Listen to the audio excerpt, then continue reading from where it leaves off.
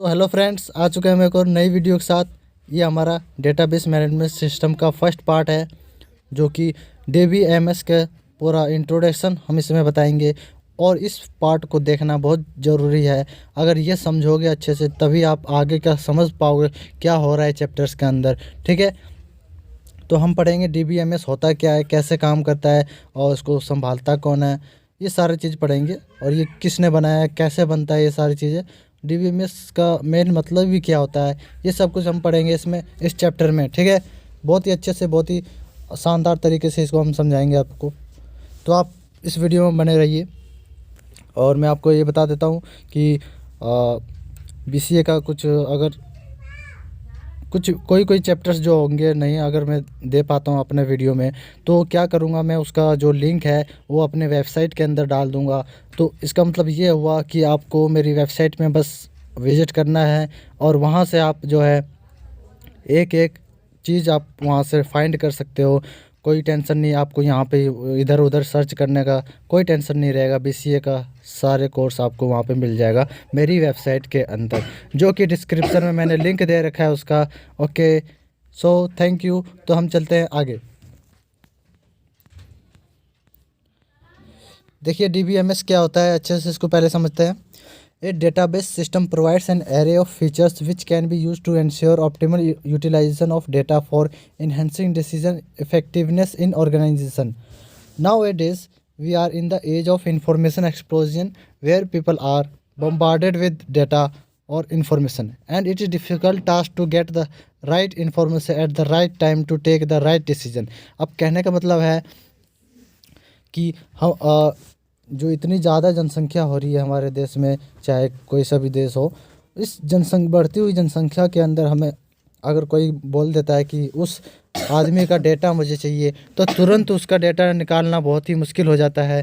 तो ये हमारे पास जो है DBMS नाम का एक हमारे पास ये मेथड है, ये हमारा एक सिस्टम है जो भी हमने तैयार किया हुआ है।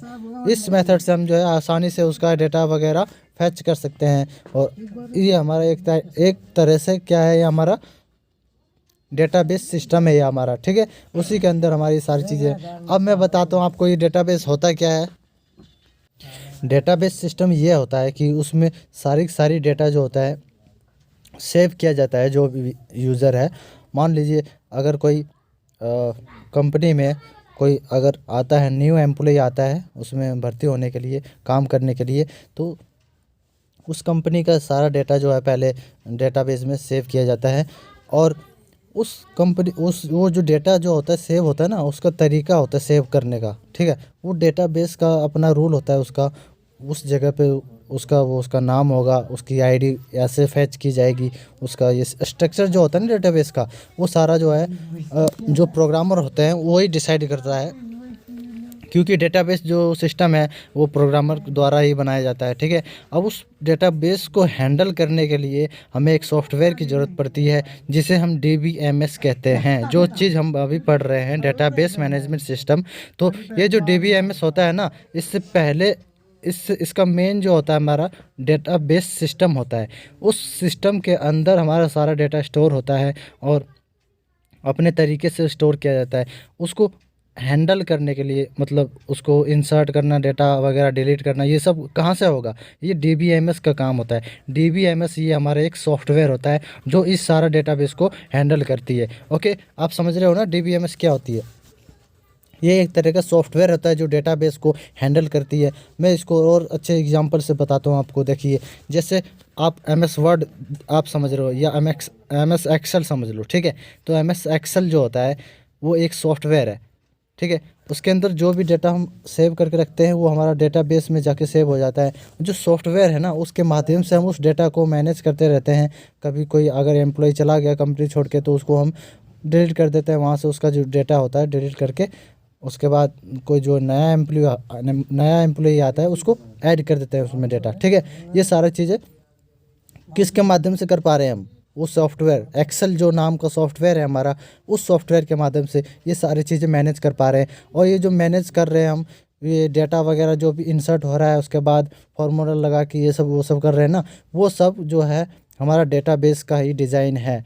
डेटाबेस में ही वो सारी चीज़ें डिज़ाइन हो चुकी है कि अगर कोई आता है तो डिलीट इस तरह से होगा, अगर कैलकुलेशन करनी है एक्सेल के अंदर तो वो इस तरह के इतने सारे फार्मूलेस वगैरह उसके अंदर फिट की गई है उस डेटाबेस सिस्टम के अंदर। आप समझ गए डेटाबेस सिस्टम क्या होता है और डीबीएमएस क्या होता है, डेटाबेस मैनेजमेंट सिस्टम क्या होता है।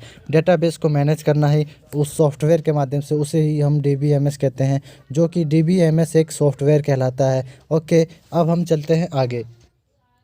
ऑन इस ability to acquire accurate reliable and timely information, वही चीज़ बता रहा है कि हमें अगर किसी पर्टिकुलर पर्सन का इन्फॉर्मेशन लेना है, वो भी टाइम पर लेना है हमें, वो सारी इन्फॉर्मेशन, और वो भी तुरंत लेना है हमें, ठीक है। तो इस बढ़ती हुई दुनिया में क्या है कि इस डेटाबेस सिस्टम का होना बहुत ही ज़रूरी है। अगर एक्सेल वगैरह नहीं होता और एमएस वर्ड ये सब नहीं होता तो मुश्किल हो जाता सारे डेटा को हैंडल करना, ठीक है। तो ये इसलिए डेटाबेस का हमारा मेन एडवांटेज यही है कि चाहे वो कितनी भी इंफॉर्मेशन है उसको हम आसानी से सेव करके उसको मैनेज कर सकते हैं, वो हमारा डेटाबेस का मेन एडवांटेज है, ठीक है। Database system is the tool that simplifies the above task of managing the data and extracting useful information in A timely fashion. A database is collection of related information stored so that it is available to many users for different purposes। और कई सारे users का अलग अलग purpose के लिए ये database system वो अपना यूज़ करते हैं, अलग अलग तरीके से के लिए, ठीक है, अपना यूज़ है उनका, ठीक है। अब हम चलते हैं डेटाबेस और मैनेजमेंट सिस्टम। आप समझ चुके हैं क्या होता है, देखिए इन्होंने फिर से बताया है। Some commercially available DBMS are Ingres Oracle ये सब सिस्टम हमारे जो सॉफ्टवेयर हैं ये भी हमारा डीबीएमएस का एग्जाम्पल है, ठीक है। The role of the DBMS as an intermediary between the users and the database is very much like the function of salesperson in a consumer's distributor। अब इन्होंने भी एक एग्जांपल के माध्यम से समझाया है कि DBMS क्या होता है। DBMS एक इस तरह से काम करता है, वो एक हमारा इंटरफेस की तरह काम करता है कि यूज़र और सिस्टम के बीच, डेटाबेस जो सिस्टम है ना उसके बीच में और यूज़र के बीच में ये DBMS काम करता है, संपर्क करने का यानी कम्युनिकेशन करने का काम करता है। जैसे अगर कोई डेटाबेस से हमें कुछ इंफॉर्मेशन चाहिए तो हम किसके पास जाएंगे, पहले सॉफ्टवेयर के पास जाएंगे ना, सॉफ्टवेयर में जाएंगे, खोलेंगे, ओपन करेंगे सॉफ्टवेयर को। जैसे उस सॉफ्टवेयर को ओपन किया, फिर वहाँ पे जाके हमने सर्च किया ये वाला डेटा हमें चाहिए, तो हमें वो डेटा मिल के आ गया। तो हम किसके ज़रिए उस डेटा को लिया है हमने, वो हमारा DBMS के ज़रिए, यानी उस सॉफ्टवेयर के ज़रिए हमने उस डेटाबेस को एक्सेस किया है, उस डेटा को एक्सेस किया है हमने, ठीक है। वो एक्सेस डेटा कहाँ से हुआ, डेटाबेस के अंदर हुआ है, पर किसके ज़रिए हुआ है, डेटाबेस मैनेजमेंट सिस्टम यानी सॉफ्टवेयर के ज़रिए हुआ है। ओके, अब हम चलते हैं आगे। जैसा कि इन्होंने सेल्स पर्सन के द्वारा बताया है कि user and the database is very much like the function of a sales person in a consumer distributor system। अब कहने का मतलब है कोई एक दुकान है, ठीक है, उस दुकान को आप डेटाबेस मान लो, उस दुकान के अंदर कई सारे सामान है, उस सामान को आप डेटा मान लो, ठीक है, ऐसे समझ लो इसको। अब जो है कोई यूज़र जा रहा है सामान, वो बस बोल देगा कि मुझे ये सामान चाहिए, ठीक है, तो वो सामान जो है ढूंढ कर लाने का काम किसका है, DBMS का, यानी उस सेल्स पर्सन जो है जो सामान को बेच रहा है वो पहले दुकान में जाएगा, वहाँ देखेगा कि वहाँ पे वो सामान है कि नहीं है, अगर होगा तो उठा के ला के उस यूज़र को दे देगा, ठीक है। ये सेल्स पर्सन किस काम कर रहा है, डेटाबेस मैनेजमेंट सिस्टम DBMS का काम कर रहा है, यानी एक सॉफ्टवेयर का काम कर रही है सेल्स पर्सन, क्योंकि इसी को यूज़र जो है इसी से इंटरेक्ट करेगा। यूज़र डायरेक्ट जो है सेल्स पर्सन के पास जाएगा, ना कि वो डेटाबेस के सिस्टम के पास जाएगा, ठीक है, सेल्स पर्सन के पास जाएगा। यानी कि जो यूज़र है वो DBMS सॉफ्टवेयर को यूज़ करेगा पहले, तब जाके उसको डेटा मिलेगा। समझ गए, बहुत ही अच्छे से समझाया हूँ, इतने अच्छे से कोई नहीं समझाएगा आपको। अब हम चलते हैं आगे। डेफिनेशंस क्या है, देखिए डेटा, इसमें हम बहुत ही जो थोड़ा फास्टली हम करेंगे इसको। डेटा क्या होता है, इन्फॉर्मेशन क्या होता है, मैं आपको शॉर्टकट में सारी चीज़ बता रहा हूँ, ये आप पढ़ लीजिएगा, ठीक है। देखिए डेटा क्या है, data can be defined as representation of facts, concept और instruction in a formalised manner suitable for communication, interpretation और प्रोसेसिंग बाय ह्यूमन और इलेक्ट्रॉनिक मशीन। जैसे कि डेटा उसे कहते हैं जो मशीन और ह्यूमन के द्वारा जिसे हम प्रोसेस करके उसको एक इन्फॉर्मेशन बना देते हैं, उसी को हम डेटा कहते हैं। अब ये रॉ फैक्ट होता है, एक हमारा डेटा जो होता है रॉ फैक्ट होता है, यानी इसका कोई मीनिंग नहीं होता है अपना खुद का। डेटा एक कच्चा मटेरियल होता है, ओके, जिसे हम आगे प्रोसेसिंग करके उसको इन्फॉर्मेशन बना देते हैं, ठीक है। इन्फॉर्मेशन वो होता है जो जिसका मीनिंग होता है। समझ गए डेटा और इन्फॉर्मेशन में क्या अंतर है, ये आप समझ चुके हो। अब डेटा को हम एग्जांपल के तौर पे बता सकते हैं, ABCD, बड़ी ए छोटी ए, ये सारी जो है डेटा है। 1 2 0 9 ऐसे सब जो भी डेटा है, प्लस ऑपरेटर, जितने भी सिंबल्स हैं, ये सब जो है हमारे कच्चा मटेरियल है, मतलब डेटा है। अब इन सब को जोड़ने के बाद जो हमारा जो हमारा रिजल्ट आता है उसको हम इन्फॉर्मेशन कहते हैं। मैं उसको और अच्छे से समझाता हूँ, जैसे कि ए से लेके जेड तक अगर जोड़ने पर क्या हुआ कि AJAY, अजय बन गया हमारा एक नाम। Ajay Ajay's marks equals to 50 + 50 क्या होगा 100।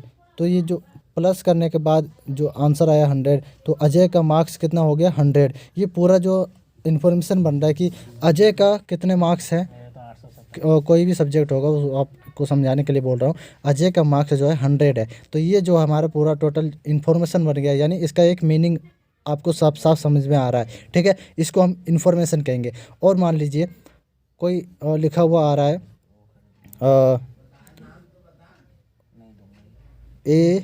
ABJK, ऐसा अगर कुछ लिखा हुआ आ रहा है तो ये क्या हुआ, इसका कोई मीनिंग हुआ नहीं हुआ ना, तो ये हमारा एक डेटा कहलाएगा। ओके, समझ गए, ये डेटा कहलाएगा हमारा। अब A to Z और प्लस ऑपरेटर, ये सब 0 to 9 जो भी डिजिट है हमारा, ये सारे के सारी मशीन में प्रोसेसिंग किया जाता है, ठीक है। मशीन में हम टाइप कर देते हैं और ह्यूमन के ज़रिए प्रोसेस किया जाता है, उसके बाद जाके वो हमारा इन्फॉर्मेशन तैयार होता है। तो ये हमारा एक रॉ मटेरियल्स है, रॉ फैक्ट है। ओके, तो डेटा आप समझ चुके हो क्या होता है। अब डेटा आइटम फील्ड क्या होता है, देखिए, a set of characters which are used together to represent a specific data element. Name of a student in a class is represented by the data item say name. अब name के अंदर कई सारे data होंगे, तो name के अंदर कई सारे नेम्स हो जाएगा, जैसे अजय, राहुल, रोहन, सोनू, जो भी नाम होगा, जितने सारे, वो सारे नेम के अंदर आ रहे हैं ना। तो नेम हमारा क्या हो गया, डेटा आइटम हो गया, क्योंकि नेम के अंदर कई सारे नाम आ रहे हैं, तो नेम हमारे डेटा आइटम की तरह काम करेगा। ओके, और रिकॉर्ड क्या होगा, ये भी हमारा record is a collection related data item. उस डेटा आइटम का कलेक्शन को ही हम रिकॉर्ड कहेंगे। जैसे स्टूडेंट का हमने एक टेबल बनाया, उसमें क्या है कि नाम है, एज है, एड्रेस है, मोबाइल नंबर है, ये सारी की सारी जो रिकॉर्ड्स होंगे वो किसके अंदर है, हमारे स्टूडेंट के अंदर है, ठीक है। अब स्टूडेंट जो रिकॉर्ड है हमारा, स्टूडेंट का जो पूरा डेटा कलेक्शन जो भी है उसको हम रिकॉर्ड कहेंगे, ठीक है। स्टूडेंट का जो भी डेटा होगा वो उसे हम रिकॉर्ड कहेंगे। ओके, अब हम चलते हैं इसको आगे। File data file. अब file is a collection of related records, उस सभी रिकॉर्ड्स को, जैसे स्टूडेंट का कोई भी स्टूडेंट नाम का एक हमने फाइल बनाया है, ठीक है। एक्सेल, चाहे वो कोई सा भी फाइल जैसे मैंने आपको बताया, फाइल हमेशा जो है डॉट टेक्स्ट या फिर ये सब हमारे फाइल के भी टाइप्स होते हैं। कौन सा फाइल होगा हमारा, टेक्स्ट फाइल है, डॉक्यूमेंट फाइल है, या फिर सोर्स प्रोग्राम फाइल है, किस टाइप का फाइल है, ठीक है। उस फाइल का नाम हमने दे दिया स्टूडेंट डॉट एक्सेल, मतलब हमने डॉक्यूमेंट नाम का हमने दे दिया फाइल, ठीक है। उस डॉक्यूमेंट के अंदर हमारे स्टूडेंट का सारा इन्फॉर्मेशन पड़ा हुआ है, तो उसे हम कहेंगे फाइल डेटा फाइल, ठीक है। जो भी कलेक्शन होगा रिकॉर्ड्स का उसे हम कहेंगे फाइल के अंदर, जो भी कलेक्शन होगा, रिकॉर्ड होगा उस स्टूडेंट का, उसे हम कहेंगे फाइल डेटा फाइल। ओके, अब हम चलते हैं इन्फॉर्मेशन। जैसे कि मैंने आपको पहले बता दिया, इसमें देखिए इन्होंने फिर से बताया है कि इन्फॉर्मेशन इज़ ऑर्गेनाइज्ड और classified data so that it has some surprise value to the receiver. मतलब कहने का मतलब है, अगर रिसीवर को जो भी हमने बोला है, जो भी हमने लिख के सेंड किया है उसके पास, तो रिसीवर को वो समझ में अगर आ गया तो समझ लीजिए वो हमारा इन्फॉर्मेशन है, ठीक है। अब देखिए, information is the processed data on which decisions and actions are based for the decision to be meaningful. और कहने का मतलब है कि इन्फॉर्मेशन एक डेटा को प्रोसेस करने के बाद निकला हुआ जो हमारा जो भी हमारा डेटा निकल के आता है, डेटा को प्रोसेस करने के बाद जो भी हमारा रिजल्ट आता है उसी को हम इंफॉर्मेशन कहते हैं, जैसा कि उन्होंने बताया, मैंने आपको पहले ही बता दिया। ओके, अब timely, accurate, complete and given to the right person. अब इन्फॉर्मेशन का ये सब होना ज़रूरी है कि टाइमली वो सारी चीज़ें अवेलेबल होना, एक्यूरेट होना मतलब सही होना वो सारा जो भी हमारा है, ठीक है। तो डेटा जो भी हमारा एक्यूरेट होगा तो उसे हम इन्फॉर्मेशन कहेंगे, और कंप्लीट होगा, पूरा होगा, हाफ छोड़ दोगे तो वो डेटा नहीं कहलाएगा, ठीक है। मतलब वो इन्फॉर्मेशन नहीं कहलाएगा, अगर हाफ छोड़ दोगे तो वो एज ए डेटा की तरह काम करने लग जाएगा। उसको पूरी तरह से एक्सप्रेस करोगे तो तभी वो जो है इन्फॉर्मेशन कहलाएगा, क्योंकि इन्फॉर्मेशन का मतलब ही होता है मीनिंग होना, उसका मीनिंग निकल के आना। ओके, अब हम चलते हैं डेटा प्रोसेसिंग का। Data processing is the restructuring और reordering of data by people और machine to increase their usefulness of and value for some particular purpose. किसी पर्पज़ के लिए हम जो है कोई रिज़ल्ट हम चाहते हैं तो डेटा को हम प्रोसेस करेंगे। जिस तरह से हमने एक प्रोग्राम तैयार किया हुआ है, उसको रन करके देखना है हमें, उसका आउटपुट चाहिए हमें, आउटपुट यानी वो रिज़ल्ट हमें आउटपुट के तौर पे चाहिए, ठीक है। तो उसे हम प्रोसेस करेंगे उस प्रोग्राम को, तभी ना हमें आउटपुट होगा, तो वही हमारा डेटा प्रोसेसिंग कहलाता है, ठीक है। अब हम चलते हैं आगे। डेटा एग्रीगेट छोड़ दीजिए। अब देखिए examples of data and information. अब डेटा और इन्फॉर्मेशन का जो एग्जांपल्स है, जैसे कि पहले मैंने आपको बता दिया, आप जो है इसमें अपनी तरीके से बना के भी लिख सकते हो। मैंने आपको पूरी अच्छे से समझा चुका है डेटा क्या होता है, इन्फॉर्मेशन क्या होता है। आप अपनी तरह से जो है इसमें और भी एग्जांपल्स ऐड कर करके इसको एग्ज़ाम के अंदर और अच्छे से एक्सप्लेन कर सकते हो, ठीक है। तो देखिए कैरेक्टरिस्टिक्स ऑफ इन्फॉर्मेशन। अब अगर क्वेश्चन आ जाता है इन्फॉर्मेशन के कैरेक्टरिस्टिक्स क्या क्या हो सकते हैं, तो जैसा कि मैंने अभी आपको बताया, इन्फॉर्मेशन तभी बनता है जब वो एक्यूरेट हो, फॉर्म मतलब रिलेवेंस हो, टाइम लाइन्स हो, उसका मतलब उसका ये नहीं कि बोलते जा रहे मतलब वो टाइप करते जा रहे हो, उसका कोई मीनिंग निकल के नहीं आ रहा है, उसका एंड आ ही नहीं रहा है, तो वो हमारा इन्फॉर्मेशन नहीं कहलाएगा, ठीक है। टाइम लाइन होना चाहिए उसका कंप्लीट होने का, कंप्लीटनेस भी होनी चाहिए, मतलब पूरी तरह से उसमें उसका जो डेटा है मतलब पूरा तरह से उसको कंप्लीट होना चाहिए। जो भी आप इन्फॉर्मेशन दे रहे हो वो पूरा होना चाहिए, कंप्लीटनेस होना चाहिए, पर्पज़ होना चाहिए, वो आप इन्फॉर्मेशन क्यों दे रहे हो उसका कोई पर्पज़ है, और वैलिडिटी मतलब उसका पर्पज़ का जो है एंड होना ज़रूरी था, क्लोज होना ज़रूरी है, ठीक है। तो इसको हम पढ़ते हैं शुरू से। देखिए accuracy, information if it is to be of value.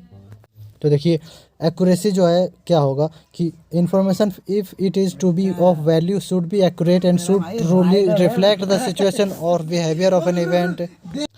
तो आप समझ गए एक्यूरेसी होना बहुत ज़रूरी है इन्फॉर्मेशन को कंप्लीट करने के लिए, ठीक है। मतलब एक्यूरेसी का मतलब होता है सारी इन्फॉर्मेशन जो है ट्रूली मतलब सही हो। अगर उसमें कुछ भी आपने फॉल्ट कर दिया तो वो आपका इन्फॉर्मेशन जो है वो आपका इन्फॉर्मेशन नहीं रह के वो डेटा बन जाएगा, ठीक है। तो हम चलते हैं टाइम लाइन्स पे। It means that information should be made available when it is needed for a particular purpose and not before in any case not after. कहने का मतलब है अगर इस कोई इन्फॉर्मेशन की जब ज़रूरत पड़ेगी तभी हमें इसको जो है इन्फॉर्मेशन तुरंत का तुरंत मिल जाना चाहिए। कहने का मतलब ये है, इसको मैं और अच्छे से समझाता हूँ। जैसे एक आदमी बोल रहा है कि आपका नाम क्या है किसी दूसरे पर्सन से, तो आपका नाम क्या है इसको पूछने के तुरंत बाद जो है वो पर्सन को आंसर देना पड़ेगा कि मेरा नाम अजय कुमार यादव है, ठीक है। तो ऐसे जो है तुरंत मतलब टाइम लाइन होना चाहिए उसका कि जैसे ही वो क्वेश्चन, जैसे ही उसने इन्फॉर्मेशन के लिए बोला है, जो भी टाइम है उस टाइम पर तुरंत उसको इन्फॉर्मेशन देना, उसी को हम कहते हैं टाइम लाइन। अगर उसने जो है पहले एक पर्सन ने बोला तुम्हारा नाम क्या है, तो दूसरा पर्सन जो है 1 घंटे के बाद बोलता है मेरा नाम अजय कुमार यादव है, ठीक है। तो ऐसे में क्या होगा कि वो इन्फॉर्मेशन नहीं रहेगा, वो फिर पहला जो पर्सन है सोचेगा ये क्या बोल रहा है, मेरा नाम अजय कुमार यादव है, इसका मतलब क्या हुआ, कुछ नहीं हुआ, ठीक है। ये इन्फॉर्मेशन नहीं कहलाएगा, ठीक है। इस वजह से हमारा जो है टाइम लाइन का होना ज़रूरी होता है कि जब पूछा जाए, जब भी हमें इन्फॉर्मेशन की ज़रूरत पड़ेगी उसी समय से उसको इन्फॉर्मेशन प्रोवाइड करना ही हमारा टाइम लाइन कहलाएगा, ओके। अब देखिए कंप्लीटनेस क्या है। Information is considered as complete if it tells its user all what he wishes to know about a particular situation problem। अब कहने का मतलब ये है कि कोई किसी सिचुएशन पर हमारा बात हो रहा है, ठीक है, बात हो रहा है, तो उस सिचुएशन पे जो है आपको पूरा इन्फॉर्मेशन देना ज़रूरी पड़ जाता है। ये नहीं कि जैसे अगर किसी ने बोल दिया कि मेरा ये जो हमारा कोई एक पर्सन आया, मैं आपको एग्जांपल के माध्यम से समझाता हूँ कंप्लीटनेस क्या है। देखिए, एक पर्सन आया, उसने बोला एक दूसरे पर्सन से कि सर ये एड्रेस जो है किस साइड मिलेगा मुझे। तो वो जो पहला पर्सन था जिससे पूछा गया था ये वो बोलेगा कि ये जो एड्रेस है सीधा जाओ। उसके बाद वो शांत हो गया, ठीक है। तो अब जो है यूज़र जिसने वो क्वेश्चन किया था कि मेरा जो एड्रेस कहाँ पर है, तो वो सीधा जाएगा, उसके बाद उसको पता ही नहीं है कहाँ पर जाना है उसके बाद, ठीक है। तो ये कंप्लीटनेस नहीं है। इसका मतलब ये हुआ कि उस जो यूज़र है उसने पूरी तरह से उसको नहीं बताया कि सीधा जाके लेफ़्ट इधर जाना, उसके गली के पास है, वहाँ है, यहाँ है। ये पूरी तरह से उसको बताना चाहिए था एड्रेस, ठीक है। तो ये कंप्लीटनेस, अगर कोई सिचुएशन, अगर कोई प्रॉब्लम है, अगर कोई सिचुएशन आता है कि आपको जो है उस सिचुएशन पे जो है आपको पूरा इन्फॉर्मेशन देना पड़ता है, तभी जो है वो हमारा कंप्लीट इन्फॉर्मेशन बनता है, तब हम उसको इन्फॉर्मेशन कहेंगे, वरना हम उसे इन्फॉर्मेशन नहीं कहेंगे। ओके, तो ये देखिए हमने हमारा कंप्लीटनेस कंप्लीट हो गया। बहुत ही आसान से मैंने आपको समझा दिया। अब पर्पस देखिए, information must have purpose at the time it is transmitted to a person और machine, otherwise it is simply data. कहने का मतलब है उसका एक पर्पस होना चाहिए, नहीं तो वो क्या कहलाएगा, सिंपली डेटा कहलाएगा। इन्फॉर्मेशन का कम से कम कोई एक पर्पस होना चाहिए। जैसे कि मुझे वहाँ जाना है, तो अगर मुझे कहीं पर जाना है तो उसका पर्पस क्या है, वहाँ पे उसको पहुँचना है। अगर उसका कोई पर्पस नहीं है, जैसे मुझे जाना है, कहाँ जाना है ये तो पता ही नहीं है, ठीक है, तो ये हमारा इन्फॉर्मेशन नहीं कहलाएगा टोटल। इसको पर्पस होना चाहिए उसका, वहाँ पे जाके फिर वहाँ पे उसका एंड हो जाएगा, ठीक है, उसे हम कहेंगे इन्फॉर्मेशन। पर्पस है नहीं, चलते जा रहा है, उसका कोई पर्पस ही नहीं है, कहाँ जाना है कहाँ नहीं जाना है, ठीक है, तो वो हमारा क्या कहलाएगा, डेटा। ओके, वो सिंपली डेटा में कन्वर्ट हो जाएगा अगर उसका कोई पर्पस नहीं हुआ तो। ओके, अब हम चलते हैं वैलिडिटी की तरफ। अब वैलिडिटी जैसे मैंने पर्पस की तरह ही काम मैं आपको समझाता हूँ। कोई it measures the closeness of the information to the purpose. अब जैसे कोई पर्पस है, पर्पस और वैलिडिटी जो है थोड़ा बहुत जो है मिलते जुलते हैं, इसको समझते हैं। देखिए, वैलिडिटी का मतलब है उसका जो हमारा इन्फॉर्मेशन है उसका कंप्लीटनेस होना, मतलब जो इन्फॉर्मेशन हम दे रहे हैं उसका एंड होना, उसी को हम वैलिडिटी कहते हैं। कहने का मतलब है कोई वो जो इंसान है, वो आदमी जो है, वो जो जा रहा है कहीं पर, अगर उसको पता है कि हाँ वो मुझे उस पर्पस वहाँ पे जाना है, ठीक है, उतने दूर जाना है और वहाँ जाना है, उसको पता है, उसका पर्पस है उसके पास, ठीक है, पर्पस उसका है। वहाँ पे पर्पस के पास जैसे पहुँचता है उसका जो वैलिडिटी है कंप्लीट हो जाता है, उसी को हम वैलिडिटी कहते हैं। मतलब ये हमारा वैलिडिटी होना ज़रूरी है, उसका वहाँ पे पहुँचना ज़रूरी है। ओके, ये हमारा हो गया कंप्लीट इन्फॉर्मेशन, इसको हम कहते हैं। ओके, अब चलते हैं हम आगे। द नीड ऑफ इन्फॉर्मेशन, हमें इन्फॉर्मेशन की क्यों ज़रूरत पड़ती है, ये आप अपनी भाषा में भी लिख सकते हो कि ताकि हम जो डिसीजन ले वो कम्प्लीटली ले लें, यूज़फुल फॉर मेकिंग डिसीजन, ठीक है। अगर किसी ने बोल दिया कि ये आप क्या करोगे, तो कोई क्वेश्चन दे दिया, तो आप जो है उस हिसाब से डिसीजन मेक करके उसका आंसर देना।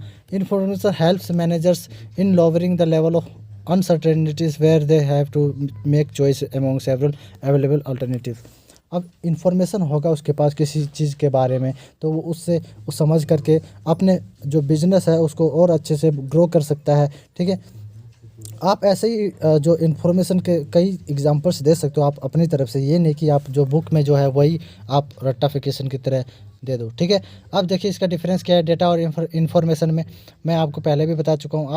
आप तो पूरी तरह से क्लियर हो चुके होंगे, फिर भी आप देख लीजिए ये पॉइंट्स अगर आपको देखना है तो, ठीक है। Data is a raw fact, मतलब वो कच्चा माल होता है, और इन्फॉर्मेशन जो होता है उस कच्चे माल को प्रोसेस करने के बाद जो हमारा रिजल्ट आता है उसको हम कहते हैं इन्फॉर्मेशन, ठीक है। और उस इन्फॉर्मेशन का मीनिंग होना चाहिए, तभी हमारा इन्फॉर्मेशन कहलाता है। उसका पर्पस होना चाहिए, उसका वैलिडिटी होनी चाहिए, ठीक है। ये सारे आप अपने हिसाब से इन्फॉर्मेशन में दे सकते हो, डेटा में आप उसके अपोजिट लिख देना, बस ख़त्म कहानी। अब चलते हैं हम आगे। Definition of database. अब डेटाबेस का डेफिनेशन क्या क्या है, जैसे a database is information that is set up for easy access management and updating, ये मैंने अपने तरीके से लिखा हुआ है, ठीक है। यही आपको डेटाबेस में, अगर ये सबसे इजी डेफिनेशन है इसका डेटाबेस का। डेटाबेस क्या होता है, वैसे मैंने आपको सबसे पहले डेटाबेस का ही बताया क्या क्या होता है डेटाबेस, और डीबीएमएस क्या होता है, ये मैंने आपको पहले भी बता दिया। तो देखिए, और database is information that is set up for easy access management and updating. अब कहने का मतलब है कोई डेटा को आसानी से हम एक्सेस कर सकें, मैनेज कर सकें, उसमें इंसर्ट डिलीट वगैरह कर सकें, अपडेट कर सकें, उसी को हम डेटाबेस कहते हैं। इसको हम और अच्छे से समझते हैं। देखिए फर्स्ट डेफिनेशन में क्या है, database is composed of A collection of files. Database के अंदर जो है हमारा फाइल्स का कलेक्शन होता है, जिस जो लिंक होते हैं in such a way that information from one of files may be combined with information from other files so that user may receive the exact information needed. अब यूज़र को कोई इन्फॉर्मेशन चाहिए किसी पर्टिकुलर पर्सन के बारे में, या फिर कोई चीज़ के बारे में, आइटम्स के बारे में, तो डेटा बेस सिस्टम इस तरह से डिज़ाइन किया गया है कि उसमें जो फाइल्स होंगे, जो इन्फॉर्मेशन होंगे, इस तरह से लिंक पड़े हुए कि आप किसके बारे में भी कोई सा भी डेटा आपको चाहिए तो वो तुरंत जो है आपको एक्सेस करके आपको मिल जाएगा, जो भी डेटा आपको चाहिए। ये हमारा जो है डेटाबेस कहलाता है, जिसके अंदर फाइल्स का कलेक्शन होता है जो लिंक्ड होते हैं एक दूसरे से, ठीक है, उसे हम डेटाबेस कहेंगे। ओके, डेटाबेस का मतलब ही होता है डेटा को स्टोर करना, वो उसका अपने फाइल के अंदर स्टोर करे, उसका जो स्ट्रक्चर होता है अपने स्टोर करने का, कलेक्शन जो भी डेटा होगा उसका, ठीक है, उसी को हम डेटाबेस कहते हैं। और डीबीएमएस का मतलब है उसको मैनेज करना, उस सॉफ्टवेयर के ज़रिए उसको कमांड दे करके उस डेटा को मैनेज करना ही डीबीएमएस कहलाता है। ये समझ गया आप। अब चलते हैं अब कैरेक्टरिस्टिक्स ऑफ डेटाबेस। अब डेटाबेस के कैरेक्टरिस्टिक्स क्या क्या हैं देखिए। जैसे कि डेटाबेस हमें पता चल गया क्या है क्या नहीं है। अब इसके कैरेक्टरिस्टिक्स क्या क्या हैं देखिए, 5 पॉइंट है इसमें, अच्छे समझाता हूँ मैं। देखिए, a database represents some aspects of the real world application. Any changes in the real world are reflected in the database. For example, consider the students database. We have in our mind certain applications of maintaining records of attendance, unit, examination marks, scholarships, etc. related to each student of the college. अब database का मतलब ही होता है data को save करना, data को access करना। Simple सी बात है कि ये जो हमारा इन्होंने भी क्या किया, फर्स्ट पॉइंट में क्या बताया, इस सिर्फ एग्जांपल के माध्यम से ये इन्होंने अपना फर्स्ट पॉइंट कंप्लीट कर दिया। तो इसका मतलब ये है कि आपको पता है कि डेटाबेस होता क्या है, बट उसको और अच्छे से एक्सप्लेन करोगे तो आप एग्जांपल का सहारा लेना ही पड़ेगा आपको, ये ध्यान रखना है आपको, ठीक है। आप जो है एग्ज़ाम में एग्जाम्पल के सहारे आप उसको एक्सप्लेन करना आपको बहुत ही ज़रूरी है। अगर ऐसा क्वेश्चन आ जाता है कि कैरेक्टरिस्टिक्स क्या क्या होंगे, बट आपको पता है कि डेटाबेस क्या होता है, तो आप उसके कैरेक्टरिस्टिक्स अपने आप से बना सकते हो। इसको मैं आपको रटना नहीं, इसको समझने का तरीका मैं आपको बताता हूँ। इस चैनल में मेरा मकसद ही यही है, आपको अच्छे से समझ में आ जाए, ठीक है, और कम समय में और कम टाइम में जो है आप इसको बीसीए को कंप्लीट कर सकते हो। मतलब 1-2 महीने भी आप जो है मेरी सारी वीडियोज़ को देख लेते हो तो आपका जो है कंप्लीट हो जाता है आपका सिलेबस। ओके, तो आप चलते हैं, इसको आगे बढ़ते हैं। ए डेटाबेस रिप्रेजेंट, जैसा कि इन्होंने बोल रखा है, for example consider students database. We have in our mind certain applications of maintaining records of attendance. अब कोई स्टूडेंट का हमारा टेबल है हमारे पास, ठीक है, उसका कोई रिकॉर्ड हमें चाहिए तो तुरंत जो है उसको एक्सेस करके दे देना। उसके कोई दूसरा स्टूडेंट आया है तो उसमें इंसर्ट करना स्टूडेंट का नाम वगैरह उस स्टूडेंट फाइल के अंदर, ठीक है। ये सारा हमारा डेटाबेस का कमाल होता है। ओके, डेटाबेस का हमारा कैरेक्टरिस्टिक्स यही होता है कि डेटा को इंसर्ट वगैरह करना, डेटा को हैंडल करना, डेटा को जो है उसके अंदर रखना, ये सारा जो है। अब देखिए, a database is designed and built with data for a specific purpose. कोई एक पर्पज़ के लिए जो है इस डेटा बेस को डिज़ाइन किया गया है, ठीक है। और किस चीज़ से डिज़ाइन किया गया, डेटा से डिज़ाइन किया गया है, क्योंकि डेटाबेस में अगर डेटा ना हो तो वो डेटाबेस सिस्टम नहीं कहलाएगा। उसमें अगर डेटा होगा तभी जो है हमारा वो डेटाबेस तैयार होगा। ओके, ये भी आपको पॉइंट में ध्यान रखना है, क्योंकि डेटाबेस का मतलब है उसके अंदर डेटा होल्ड करना, चाहे वो किसी भी टाइप का डेटा हो, ठीक है।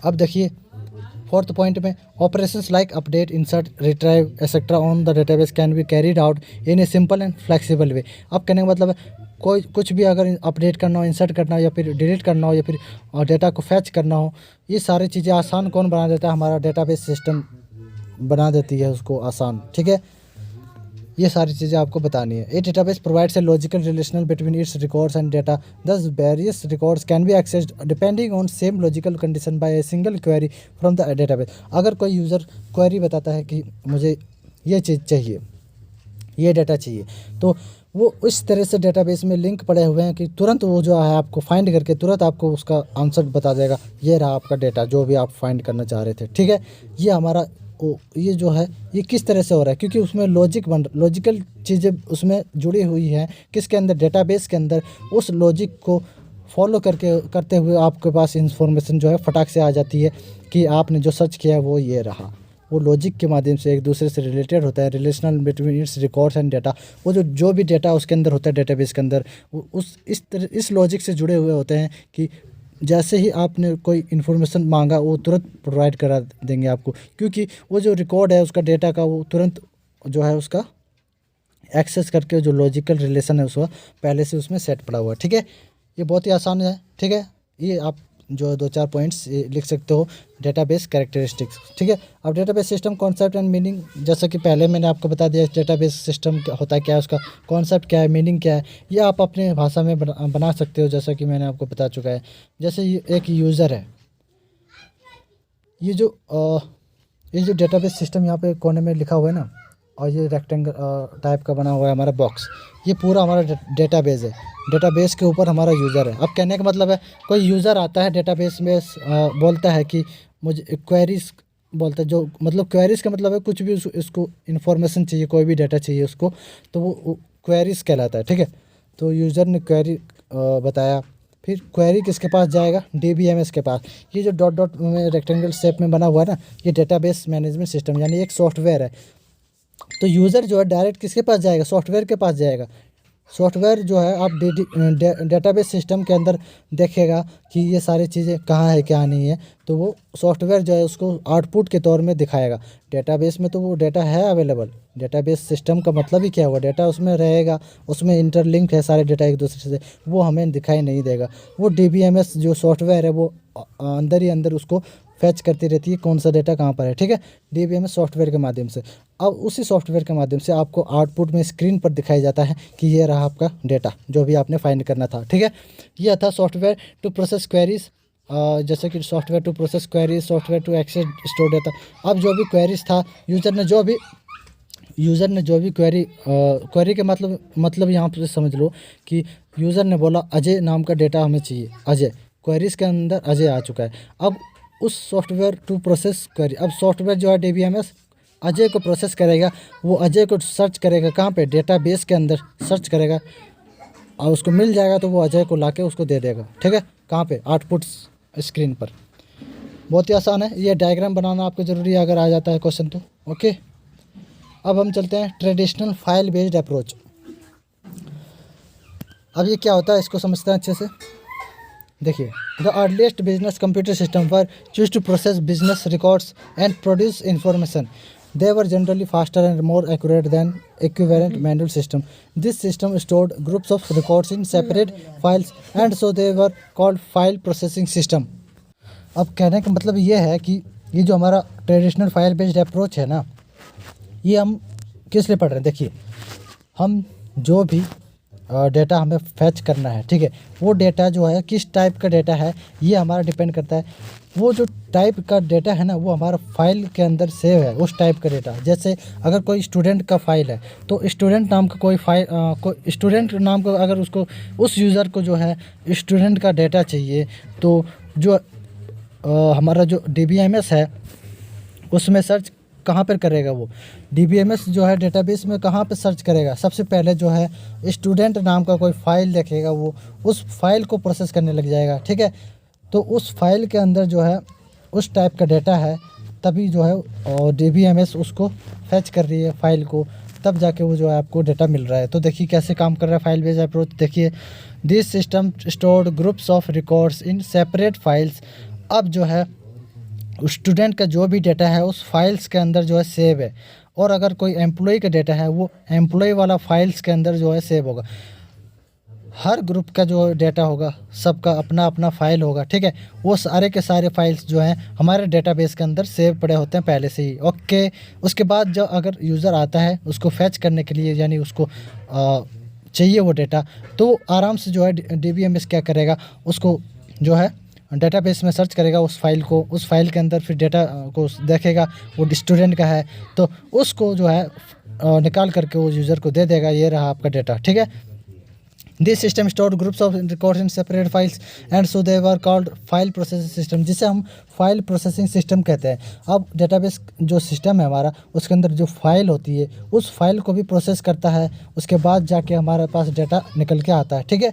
In a typical file processing system each department has its own file, जैसा कि मैंने बताया हर डिपार्टमेंट का अपना खुद का फाइल होता है। डिपार्टमेंट का मतलब हो गया कि उस टाइप का डेटा, ठीक है, कोई सा भी टाइप का डेटा हो सकता है, उसी को हमने डिपार्टमेंट बोला है इन्होंने, ठीक है। Each department has its own file, उसका अपना अपना फाइल होता है। जैसे स्टूडेंट का अपना फाइल हो गया स्टूडेंट नाम का, ठीक है। एम्प्लॉय नाम का कोई फाइल है तो उसका अपना फाइल हो गया, और खाने पीने का जो भी नाम कोई भी चीज़ें होंगी उसका भी अपना फाइल हो गया खाने पीने नाम का, ठीक है। Design specifically for those applications, okay. अब हम देखिए इसको आगे समझते हैं और अच्छे से। Programs are dependent on the files and vice versa, programs जो भी है ना वो डिपेंड करते हैं सिर्फ फाइल्स पर ही, क्योंकि फाइल्स को ही आगे जो है प्रोसेसिंग किया जाता है। अगर जो भी फाइल्स के अंदर जो भी इंफॉर्मेशन है अगर उसको चेंज कर दोगे तो उसका जो प्रोग्राम है वो भी चेंज होके ही आएगा, या फिर एरर भी हो सकता है, ठीक है। That is when the physical format of the file is change the program has also be change. मतलब कहने का मतलब अगर फाइल के अंदर जो भी हमने छेड़छाड़ किया है फिजिकल फॉर्मेट के साथ, हमने जो भी चेंज किया है तो हमारा जो प्रोग्राम है वो भी चेंज हो जाएगा, ठीक है। बस ये आपको ध्यान रखना है, ये मेन पॉइंट है, इसको आप जो भी मैंने हाईलाइट कर रखा है ये आप कर लीजिए, ओके। अब चलते हैं आगे। जैसा कि इन्होंने कंप्यूटर साइंस डिपार्टमेंट का एक इनके पास बना हुआ है फाइल, डेटा ऑफ स्टूडेंट्स चाहिए, वो जो स्टूडेंट का जो उस स्टूडेंट का डेटा चाहिए जो कंप्यूटर साइंस डिपार्टमेंट के अंदर आते हैं, तो वो जो है उस फाइल को ही सर्च करेगा, ठीक है। कोई दूसरा फाइल ना सर्च करने लग जाए फिजिक्स डिपार्टमेंट वाला, ओके। तो ये हमारा फाइल का जो है ये डायग्राम बनेगा, ये आपको समझ लीजिए अच्छे से, ठीक है। अब हम चलते हैं limitations of file based approach. इसके लिमिटेशंस क्या क्या है, मतलब इसके जो ख़राब पॉइंट्स क्या क्या हैं इसमें, ये सारी चीज़ हम पता लगाएंगे। मतलब फाइल बेस्ड अप्रोच में क्या क्या चीज़ें दिक्कत है वो पता लगाते हैं। देखिए डुप्लीकेट डेटा, इसमें क्या हो कि डेटा जो है एक बार ना होकर के एक ही डेटा जो है दो बार भी हो सकता है, 3 बार हो सकता है, ठीक है। तो ऐसे में क्या है कि डेटा जो है किसी यूज़र ने गलती से 2 बार टाइप कर दिया हो तो डुप्लीकेट डेटा होने की वजह से इसमें जो स्टोरेज है वो हमारे जो है ज़्यादा ले रहा है, ठीक है। तो ये भी हमारा मेन प्रॉब्लम है इसका फाइल बेस्ड अप्रोच का, ठीक है। Duplicate since all the files are dependent of each other some fields are store in more than one files. अब कहने का मतलब है अगर कोई फील्ड्स के अंदर कई फाइल्स की ज़रूरत पड़ जाती है तो उसमें डुप्लीकेट डेटा भी आ जाता है तो ज़्यादा स्टोरेज ले लेगा हमारा, ठीक है। अब हम चलते हैं इनकन्सिस्टेंसी का मतलब है in file processing system data is not consistent if a data items to be changed then all the files containing data that data need to be updated. Problem lies in the risk that all the files might not be updated causing inconsistency. अब कहने का मतलब यह है कि अब inconsistency का मतलब क्या है समझिए इसको। कोई हमने फाइल बनाया है, मतलब कोई प्रोग्राम बनाया है हमने, ठीक है। उस प्रोग्राम में कई इन्फॉर्मेशन है, ठीक है। उस इन्फॉर्मेशन को प्रोसेस करते समय अगर वो हमने जो भी डेटा है उसमें फाइल के अंदर उसको हमने अगर चेंज कर दिया तो उसका जो कंसिस्टेंसी जो बन रही थी वो इनकन्सिस्टेंस में कन्वर्ट हो जाएगा, जिसकी वजह से क्या होगा कि हमारा जो change then all the files containing that data need to be updated. अब उस फाइल्स के अंदर जो भी डेटा है उसको पहले अपडेट करना पड़ेगा, नहीं तो वो प्रॉब्लम दे देगा कि आपका जो एरर आ रहा है प्रोसेस करने के अंदर, ओके। तो ये था इनकन्सिस्टेंसी। अगर कंसिस्टेंसी का मतलब हुआ कि वो जो प्रोग्राम बनाया है वो लगातार रन करता जा रहा है, ठीक है। और रन अगर इनकन्सिस्टेंसी का मतलब हो गया कि हमने बीच में कहीं कोई जो फाइल है उसको चेंज कर दिया है या फिर उसको डिलीट कर दिया है तो वो कंसिस्टेंसी जो है हमारी टूट जाती है, ओके। और हमारा एरर शो कर देगा, वही हमारा इनकन्सिस्टेंसी कहलाएगा। अब पुअर डेटा इंटीग्रिटी क्या होती है, देखिए एक collection of data has integrity of if data is logically consistent. अब पुअर डेटा इंटीग्रिटी क्या आता है? पहले डेटा इंटीग्रिटी समझ लो क्या आता है। एक collection of data has integrity, उसी को हम जो है डेटा इंटीग्रिटी कहते हैं। डेटा का कलेक्शन करना ही हमारा डेटा इंटीग्रिटी होता है, मतलब एक दूसरे से जो है लॉजिकली कंसिस्टेंट होना। अगर ये डेटा जो है लॉजिकली कंसिस्टेंट होता है तो इसमें क्या होता है, हमारा डुप्लीकेट डेटा भी आ जाता है, तो उसे हम जो है पुअर डेटा इंटीग्रिटी कहते हैं। ठीक है, अगर डुप्लीकेट डेटा नहीं आता है तो हमारा जो पुअर डेटा इंटीग्रिटी नहीं हो ना होकर गुड डेटा इंटीग्रिटी बन जाएगा। ठीक है, बहुत ही आसान है। अब हम चलते हैं पुअर डेटा सिक्योरिटी। अब डेटा सिक्योरिटी पुअर हो कैसे? Data is stored in different files causing the security problem. अब कहने का मतलब है जो अलग अलग फाइल्स हैं उन सब में जो डेटा स्टोर हो रहे हैं उसमें, और एक्सेस करने के बाद जो डिलीट करने के बाद दोबारा जो हम अपडेट कर रहे हैं उसमें फाइल्स को, उसमें हमारा जो प्रॉब्लम्स आ सकते हैं, उसमें वायरस वगैरह आ सकते हैं, उसे हम पुअर डेटा सिक्योरिटी कहते हैं। ठीक है, तो ये हमारा जो है फाइल के अंदर वायरस वगैरह आ सकता है, तो वो हमारा डेटा सिक्योरिटी जो है पुअर हो सकता है। अब देखिए wastage of labour and space. जैसे नाम से पता चल रहा है, स्पेस का वेस्ट होना और लेबर का वेस्ट होना। File processing system maintains multiple copies of data fields in different files. This needs the duplicate entries of same data many times. Obviously it results into wastage of storage space. कहने का मतलब ये हुआ कि हमारे पास limited size का storage है। ठीक है, उस स्टोरेज के अंदर हमने फाइल जो है सेव करना है। अब उस फाइल में भी कई सारे डाटा ऐसे हैं जो डुप्लीकेट हो जाएंगे, जिसके वजह से क्या होगा कि हमारा जो फाइल की साइज़ बढ़ जाएगी और हमारे पास जो लिमिटेड जो फाइल है हार्ड डिस्क है वो फुल हो जाएगा, जिसके वजह से हमारा जो और भी जो फाइल अगर सेव करनी हो तो वो हम सेव नहीं कर सकते, ये हमारा वेस्ट हो जाएगा। जो भी होगा हमारा स्टोरेज जो है वेस्ट हो रहा है, तो wastage of labour and space हो गया ये हमारा कंप्लीट। ओके, अब हम चलते हैं द इंटीग्रेटेड डेटाबेस अप्रोच में क्या है कि देखिए, अब ये द इंटीग्रेटेड डेटाबेस अप्रोच का मतलब क्या है? इंटीग्रेटेड का मतलब हो गया कि ये सारे के सारे जो भी डेटा है ना वो एक दूसरे से जो है कनेक्टेड है। ठीक है, उसी को हम कहते हैं इंटीग्रेटेड। ठीक है, अब इस अप्रोच के माध्यम से हम समझते हैं डेटाबेस के अंदर जो इंटीग्रेटेड डेटाबेस का मतलब क्या है, अप्रोच क्या है, इसका मेन कारण क्या है। देखिए, instead of disconnected files with redundant data, all data is stored together with a minimum of repetition. अब कहने का मतलब जो भी डेटा है हमारा बिना रिपीट हुए वो सारा स्टोर पड़े हुए। ठीक है, the database is not owned by single user but is shared source. It is managed by individual groups called the database administrator who is responsible for designing, creating and maintaining the database to satisfy the needs of users. कहने का मतलब है कि ये सारा जो, तो ये क्या बोल रहा है, देखिए, with a minimum of repetition the database not on by a single user but is shared source. It is manage by an individual group called the database administrator. अब ये जो भी डेटा है ना हमारा डेटाबेस के अंदर, उसको मैनेज कौन कर रहा है? DBA कर रहा है, मतलब डेटाबेस एडमिनिस्ट्रेटर कर रहा है। Who is responsible for designing, creating and maintaining the database to satisfy the needs of user. User का जो नीड है ना उसको सेटिस्फाई करने के लिए उसको डिज़ाइन कर, उसको DBA ही जो है होता है डिज़ाइन करती है। जैसे कि मैंने आपको पहले बता दिया कि जो हमारा डेटाबेस सिस्टम है वो इस तरह से डिज़ाइन किया जाता है कि ताकि यूज़र को जो है आसानी हो उसको डेटा को एक्सेस करने में और जो भी प्रॉब्लम है उसको एक्सेस करने के लिए। ठीक है, तो ये DBA डिज़ाइन करती है किसको? डेटाबेस सिस्टम जो भी बनाती है ना वो कौन करता है? DBA, डेटाबेस एडमिनिस्ट्रेटर का मतलब ही है कि उस डेटाबेस को बनाने वाला DBA है, उसको मैनेज करने वाला, उसको डिज़ाइन करने वाला कौन है?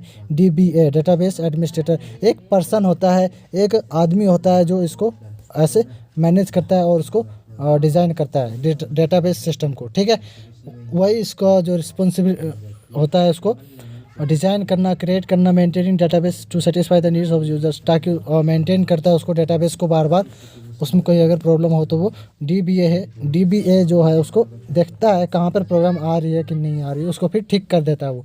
ठीक है, all access to the database is control by sophisticated software package called database management system. जैसे कि मैंने आपको बताया है कि उस डेटाबेस को मैनेज करने के लिए मतलब उस डेटाबेस को एक्सेस करने के लिए जो हम एक सॉफ्टवेयर का यूज़ करते हैं जिसे हम DBMS कहते हैं, डेटाबेस मैनेजमेंट सिस्टम। इसके द्वारा कोई भी डेटा चाहिए कोई भी यूज़र जो है अगर उसको डेटा चाहिए तो डायरेक्ट जो है DBMS के पास, सॉफ्टवेयर के पास आता है और सॉफ्टवेयर में वो डेटा डालता है। अब वो सॉफ्टवेयर जो है डेटाबेस सिस्टम के अंदर सर्च करके उसको प्रोवाइड करवा देता है, जैसा कि मैंने आपको पहले समझाता हुआ आ रहा हूँ। चलते हैं आगे। ये देखिए हमारा ये रहा, वही दोबारा से इसमें फिजिक्स डिपार्टमेंट, मैथ डिपार्टमेंट से नाम का कोई भी है, वो DBMS हैंडल कर रही है और सब डेटा को। यूज़र ने बोला कि कंप्यूटर डिपार्टमेंट का हमें डेटा चाहिए, तो DBMS क्या करेगा, सॉफ्टवेयर उस कंप्यूटर डिपार्टमेंट का जो डेटा है वो डेटाबेस सिस्टम के अंदर जो पहले से सेव पड़ा हुआ है कंप्यूटर डिपार्टमेंट का जो डेटा है उसको उठा करके वो दे देगा। ठीक है, अब हम चलते हैं characteristics of database approach database management system. अब DBMS का जो कैरेक्टरिस्टिक्स है वो क्या है, देखिए self describing nature of the database system, separation of data and applications, support a multiple user views of the data, इसमें sharing of data and multiple user transaction processing, data integrity, data persistence, ये सारे इसमें जो है इसके characteristics हैं। इसको अच्छे से पढ़ते हैं। देखिए हम सबसे पहले self describing nature of the database system पढ़ते हैं। तो इसमें क्या है कि जो DBMS है ना वो अपने बारे में बताता है कि वो DBMS किस तरह से जो है उसमें कैसे उसका स्ट्रक्चर है, उसका कैसे डेटा एक्सेस किया जाता है, ये सारी चीज़ भी अपने बारे में बताता है। उसे हम कहेंगे self describing nature of the database system. ठीक है, तो ये हमारा जो है characteristic of database management system का है। ये आपको पॉइंट्स जो भी हैं, जितने 6 पॉइंट्स है, इसके सारे के सारे पॉइंट्स आपको याद होने चाहिए एग्जाम में लिखने के लिए। ठीक है, पॉइंट्स होने चाहिए याद, बाकी आप जो है उसका जो भी आपको जो है इन्फॉर्मेशन है उसकी जो भी मीनिंग है वो आप अपने तरीके से बना के लिख सकते हो, बट पॉइंट जो है आपको याद होनी चाहिए। Okay, separation of data and applications, ये नहीं हमारा था यहाँ पे सेल्फ डिस्क्राइबिंग नेचर। देखिए self describing nature of the database is the approach that the database system not only contains the database set but also contains the description and definition of the structure. अब इसका मतलब ये है कि database जो का content जो होगा वो खुद जो भी डेटा होगा उसका इन्फॉर्मेशन ही ना दे करके उसके बारे में जो है, जैसे उसका डिस्क्रिप्शन क्या है, उसका डेफिनेशन क्या है उस डेटाबेस सिस्टम का, और उसका स्ट्रक्चर किस तरह से बना हुआ है उस डेटाबेस सिस्टम का, ये सारी चीज़ें जो है प्रोवाइड करता है कौन, DBMS। The definition is stored in the DBMS catalogue which includes information like. अब जो DBMS का जो डेटाबेस है उसके अंदर किस तरह का इन्फॉर्मेशन होता है, स्ट्रक्चर ऑफ ईच फाइल, हर एक फाइल का जो स्ट्रक्चर है किस तरह का होता है, वो सारी चीज़ें जो है आपको DBMS अपने बारे में सब कुछ बताता है। ठीक है, डेटा टाइप एंड स्टोरेज क्या है, उसका डेटा का जो कौन कौन से टाइप्स के हैं, उसका स्टोरेज फॉर्मेट क्या है, किस तरह से वो स्टोर किया जाता है सारे डेटा को। ओके, ये 2-3 पॉइंट्स है, सारे आपको ऐसे ही लिखने हैं। सेल्फ डिस्क्राइबिंग नेचर का मतलब है कि डेटाबेस सिस्टम जो है अपने आप को है बता रही है इस सॉफ्टवेयर के माध्यम से, DBMS के माध्यम से। ठीक है, separation of data and application. अब जैसे मैं आपको बताता हूँ DBMS, जैसे मैंने आपको बताया है कि एक सॉफ्टवेयर होता है। ठीक है, उसके माध्यम से हम डेटाबेस का अंदर जो भी डेटा है उसको एक्सेस करते हैं। ओके, इतना आपको समझ में है, बट इसमें आपको एक और आपको समझना है कि एक एप्लीकेशन होता है। ठीक है, जो कि उस एप्लीकेशन के ज़रिए हम जो है डेटाबेस मैनेजमेंट सिस्टम के साथ जो है कनेक्ट हो पाते हैं। DBMS के साथ भी कनेक्ट होने के लिए हमें एक सॉफ्टवेयर की ज़रूरत पड़ती है। ठीक है, ओके, तो वो सॉफ्टवेयर हमारा SQL हो सकता है, और हमारा और भी कई सॉफ्टवेयर्स हैं इसके जो डेटाबेस के होते हैं हमारे पास। ठीक है, SQL इसका मेन एग्जांपल है इसका। ठीक है, SQL। तो देखिए in traditional file separation of data and application का मतलब है कि डेटा और एप्लीकेशन को अलग अलग करना। पहले क्या होता था, देखिए in traditional file system the file structure is embedded in the application, therefore if there is any change in the file structure then it may require that all the programs are changed which access this file. अब कहने का मतलब यह है कि कोई एक programme बनाया है, उसका जो फाइल्स हैं उसका वो जो प्रोग्राम पूरा हमारा जो है हमारे उस प्रोग्राम से जो हमारा एक एप्लीकेशन बनकर तैयार है, मतलब कोई सॉफ्टवेयर बनकर हमारा तैयार है। ठीक है, उस सॉफ्टवेयर के अंदर जो हमारा प्रोग्राम किया गया है, उस प्रोग्राम के अंदर जो फाइल्स हैं, उस जो फाइल्स है ना, फाइल का जो डेटा है ये सब जो है उसका उस लिंक पड़ा हुआ है किससे, एप्लीकेशन से, मतलब सॉफ्टवेयर से सब लिंक पड़े हुए हैं। तो उस डेटा को अलग करना और एप्लीकेशन को अलग करना ही हमारा जो है मकसद है इसमें। देखिए कैसे हम करेंगे, देखते हैं। that all the programs are changed when in constant. The DBMS system does not require such changes in most of the case. The file structure here is stored in the DBMS catalog. अब पहले जो हमारा software होता था उसके अंदर जो भी डेटा है, हमारा प्रोग्राम है जो भी है, ठीक है, उसको जैसे ही अगर उसका डेटा को अगर चेंज करते हो तो आपका जो सॉफ्टवेयर है ना, उस सॉफ्टवेयर का भी डेटा जो है चेंज हो जाएगा, ठीक है। तो ये आपका जो है पहले होता था इसमें ट्रेडिशनल फाइल सिस्टम अप्रोच में। अब DBMS में क्या होता है, देखिए, the DBMS system does not require such changes in most of the case. The file structure here is stored in the DBMS category separate from the access program. We can call this property as program data independence in database approach. A software application does not need any knowledge about the physical data storage like encoding, format, storage, place, etc. अब जो है एक software है, ठीक है, user ने उस software से बोला मुझे ये डेटा चाहिए। अब उस सॉफ्टवेयर को क्या पड़ी है कि वो डेटा कहाँ पर स्टोर है, कहाँ पर नहीं है, उसका स्ट्रक्चर क्या है, उस सॉफ्टवेयर को थोड़ी पता है ये सब चीज़ें, ठीक है। वो बस डायरेक्ट क्या करेगा, डेटाबेस मैनेजमेंट सिस्टम के पास जाएगा और उससे मांग लेगा वो डेटा को, ठीक है। अब DBMS को पता रहेगा ये सारी चीज़ें, क्योंकि DBMS एक सॉफ्टवेयर है जो डेटाबेस सिस्टम का जो भी स्ट्रक्चर है वगैरह, और जो भी उसका जो डेटा जो भी मेमोरी का कहाँ पर प्लेस पड़ा है उसका, मतलब वो डेटा कहाँ पर है, ये सारी चीज़ जो है सिर्फ DBMS को ही पता होगा, कोई अलग सॉफ्टवेयर को नहीं पता होगा। यही हम डेटा और डेटा का मतलब हो गया जो डेटाबेस सिस्टम के अंदर जो डेटा पड़ा हुआ है, ठीक है, उसको अलग कर दिया हमने एप्लीकेशन से। एप्लीकेशन तो डायरेक्ट हमारा एप्लीकेशन सॉफ्टवेयर है एक, यूज़र ने बस उस एप्लीकेशन से बोला मुझे ये डेटा ला के दो। अब जो एप्लीकेशन डायरेक्टली जो है डेटा से कनेक्टेड नहीं है, वो अलग है, तो एप्लीकेशन क्या करेगा कि DBMS सॉफ्टवेयर से बोलेगा कि मुझे ये डेटा चाहिए एप्लीकेशन, ठीक है।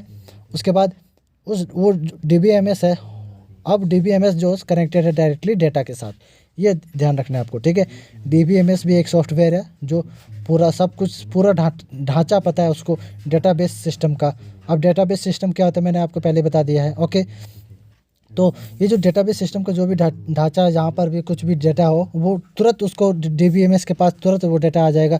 अब वो डेटा जो है सॉफ्टवेयर को दे देगा, ठीक है। अब वो सॉफ्टवेयर जो है आउटपुट के तौर पर जो है आपको यूज़र को प्रोवाइड करवा देगा, ठीक है।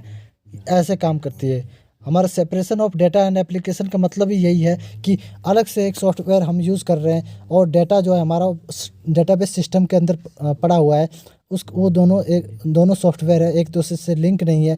उसके बीच में एक सॉफ्टवेयर है हमारा जो डेटाबेस मैनेजमेंट सिस्टम कहलाता है, वो उस डेटा से लिंक पड़ा हुआ है, ठीक है। वो डेटा से लिंक नहीं है जब, बल्कि उसके पूरा स्ट्रक्चर भी जानता है डेटाबेस सिस्टम का, पूरा उसका प्लेस कहाँ पर है, उसका साइज़ क्या है, सब कुछ जानता है DBMS, ठीक है।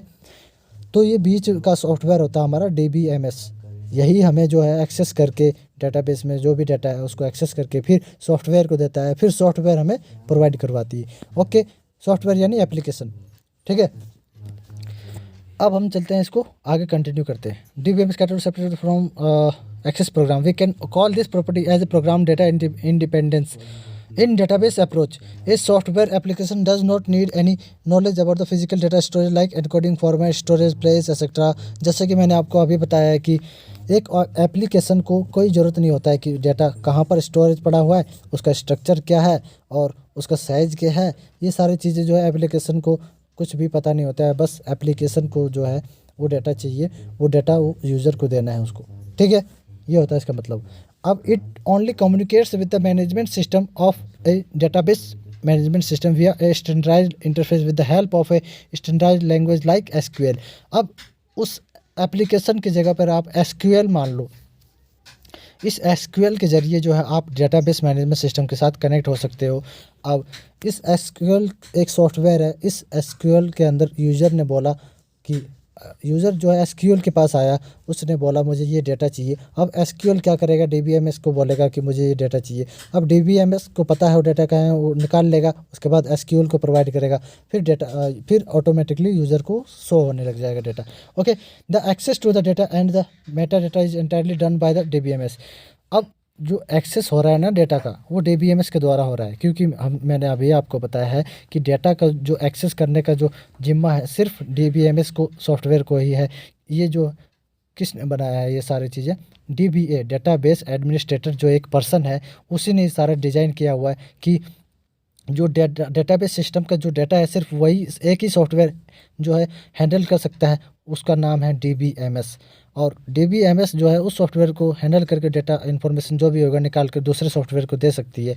ओके, और DBMS ही है उस डेटाबेस को प्रोटेक्ट करने वाला भी। अगर कोई यूज़र, अगर कोई दूसरा एप्लीकेशन आता है, फ्रॉड नाम का कोई एप्लीकेशन बोलता है मुझे ये डेटा चाहिए, बैंक का डेटा चाहिए मुझे, तो DBMS क्या करेगा, उसको पता है कि कौन फ्रॉड है कौन नहीं है, तो DBMS ही संभालती है उस डेटा को, प्रोटेक्ट करता है। जो डेटाबेस सिस्टम के अंदर जो डेटा पड़ी हुई है उसको प्रोटेक्ट करने का काम कौन कर रही है? DBMS का काम है। ठीक है, ये आपको ध्यान रखना है। ओके, अब हम आगे चलते हैं। देखिए ये एग्जांपल देखिए, हम डायग्राम के माध्यम से समझते हैं। जैसा कि डेटाबेस मैनेजमेंट सिस्टम है हमारा, बीच का जो रेक्टेंगल है देखिए, और डेटा हमारा जो सिस्टम है, डेटाबेस है हमारा, जहाँ पर डेटा स्टोर है, ठीक है, वो डेटा हमारा नीचे है जो सर्कल में दिखा हुआ है। ठीक है, जो डेटा लिखा हुआ है ना नीचे, इस डेटा से कनेक्टेड कौन है? Database management system. जैसा कि मैंने अभी आपको बताया, DBMS कनेक्टेड है डायरेक्टली डेटाबेस सिस्टम के साथ, तो वो आराम से डेटा को फाइंड कर सकता है। ओके, बट एप्लीकेशन अलग है। वो एप्लीकेशन डायरेक्ट जो है किसके साथ कनेक्ट है? बस DBMS के साथ। अब DBMS का मर्जी है उसको डेटा दे या ना दे, बट DBMS का काम है उसको डेटा देना। वो पहले चेक करेगी एप्लीकेशन जेन्युइन है या नहीं है, और जो यूज़र क्या फाइंड करना चाह रहा है, वो सारी चीज़ें DBMS संभालती है।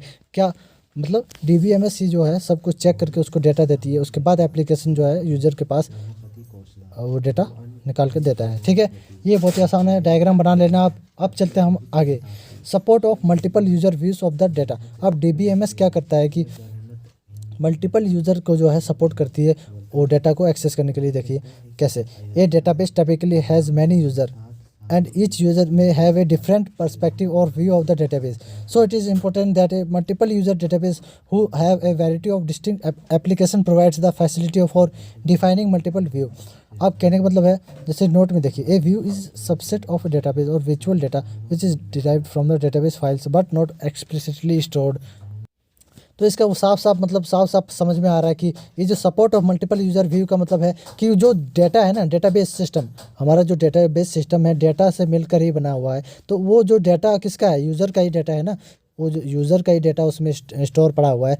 वो यूज़र का जो भी सामान है वो सारा डेटा जो है, कोई भी डेटा किसी भी टाइप का हो सकता है, जैसे अकाउंट नंबर हो गया, उसका एड्रेस, या फिर उसका खाने पीने की चीज़ें, उसका सामान, उसका दुकान का जो भी एड्रेस, वो सारी चीज़ डेटा जो है वो डेटाबेस सिस्टम के अंदर पड़ा हुआ है। ठीक है, तो वो डाटा किसका है? यूज़र का ही है ना। तो यूज़र के साथ जो मल्टीपल कितने सारे यूज़र हैं, सारे, तो मल्टीपल यूज़र व्यू का मतलब यही है कि जो सिस्टम है, जो डेटाबेस सिस्टम है, वो प्रोवाइड करती क्या है कि जो DBMS है वो भी रोक नहीं सकती किसी यूज़र को जो है डेटा एक्सेस करने से। ठीक है, क्योंकि यूज़र का ही डेटा जो है हमारे पास डेटाबेस सिस्टम के अंदर पड़ा हुआ है। तो DBMS जो है मल्टीपल सपोर्ट करेगी मल्टीपल यूज़र व्यूज़, ताकि जो भी जितने भी यूज़र हैं वो अपने डेटा को देख सकता है, अपना एक्सेस कर सकता है, ले सकता है डेटा को। ठीक है, ये होता है इसका मेन मतलब। अब हम चलते हैं sharing of data and multiple user transaction processing. अब देखिए, sharing of data and multiple user transaction processing में क्या होता है कि a DBMS must allow multiple user to share the data at the same time. It must include concurrency control software to ensure that multiple users trying to update the same data to do it in controlled manner.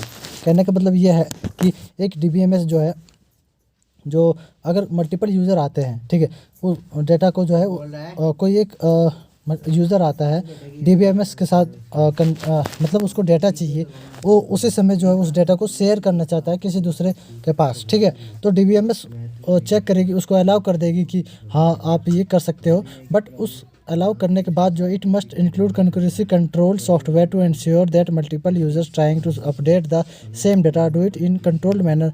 कहने का मतलब है वो जो data जो share कर रहा है किसी दूसरे यूज़र के साथ, तो वो जो यूज़र है शेयर करने वाला डेटा को, वो कंट्रोल्ड में है। मतलब कहने का मतलब वो हमारे डेटा में है कि नहीं, उसका जो है उसका उस डेटा का मेन मालिक वही है या नहीं, कोई दूसरा तो नहीं है, कोई दूसरा तो एक्सेस नहीं कर रहा है। ये चीज़ जो है प्रोवाइड करती है फीचर, ताकि मतलब ये हमारा जो है फीचर इसके अंदर है DBMS का, ये अलाउ कर देती है उस यूज़र को कि आप डेटा को शेयर कर सकते हो उसी समय में एक्सेस करने के बाद। ठीक है, ये हमारा है इसका DBMS का फोर्थ पॉइंट।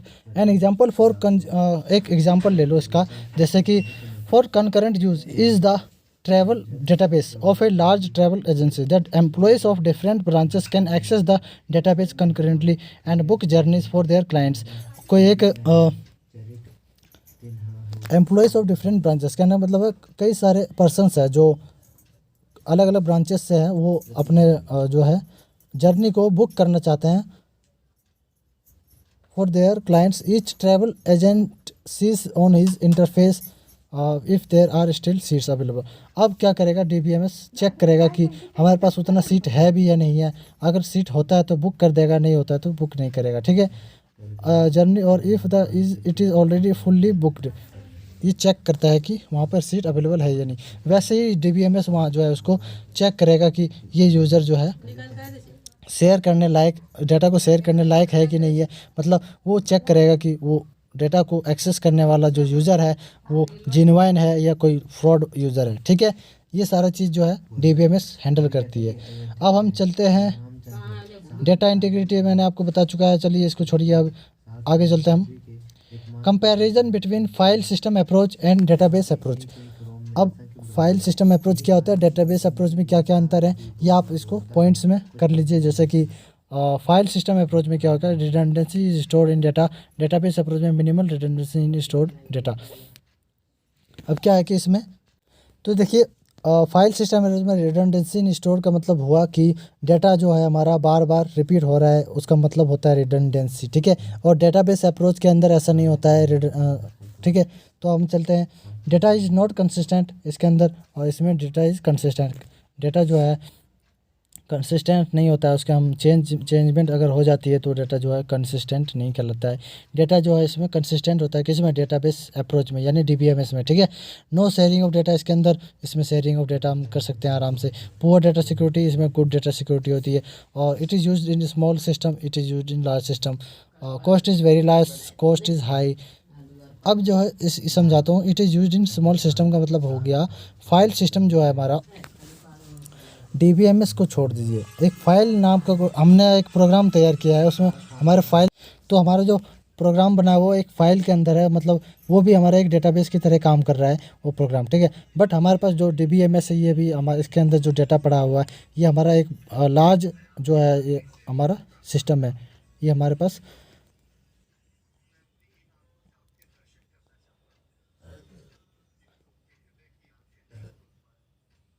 ठीक है।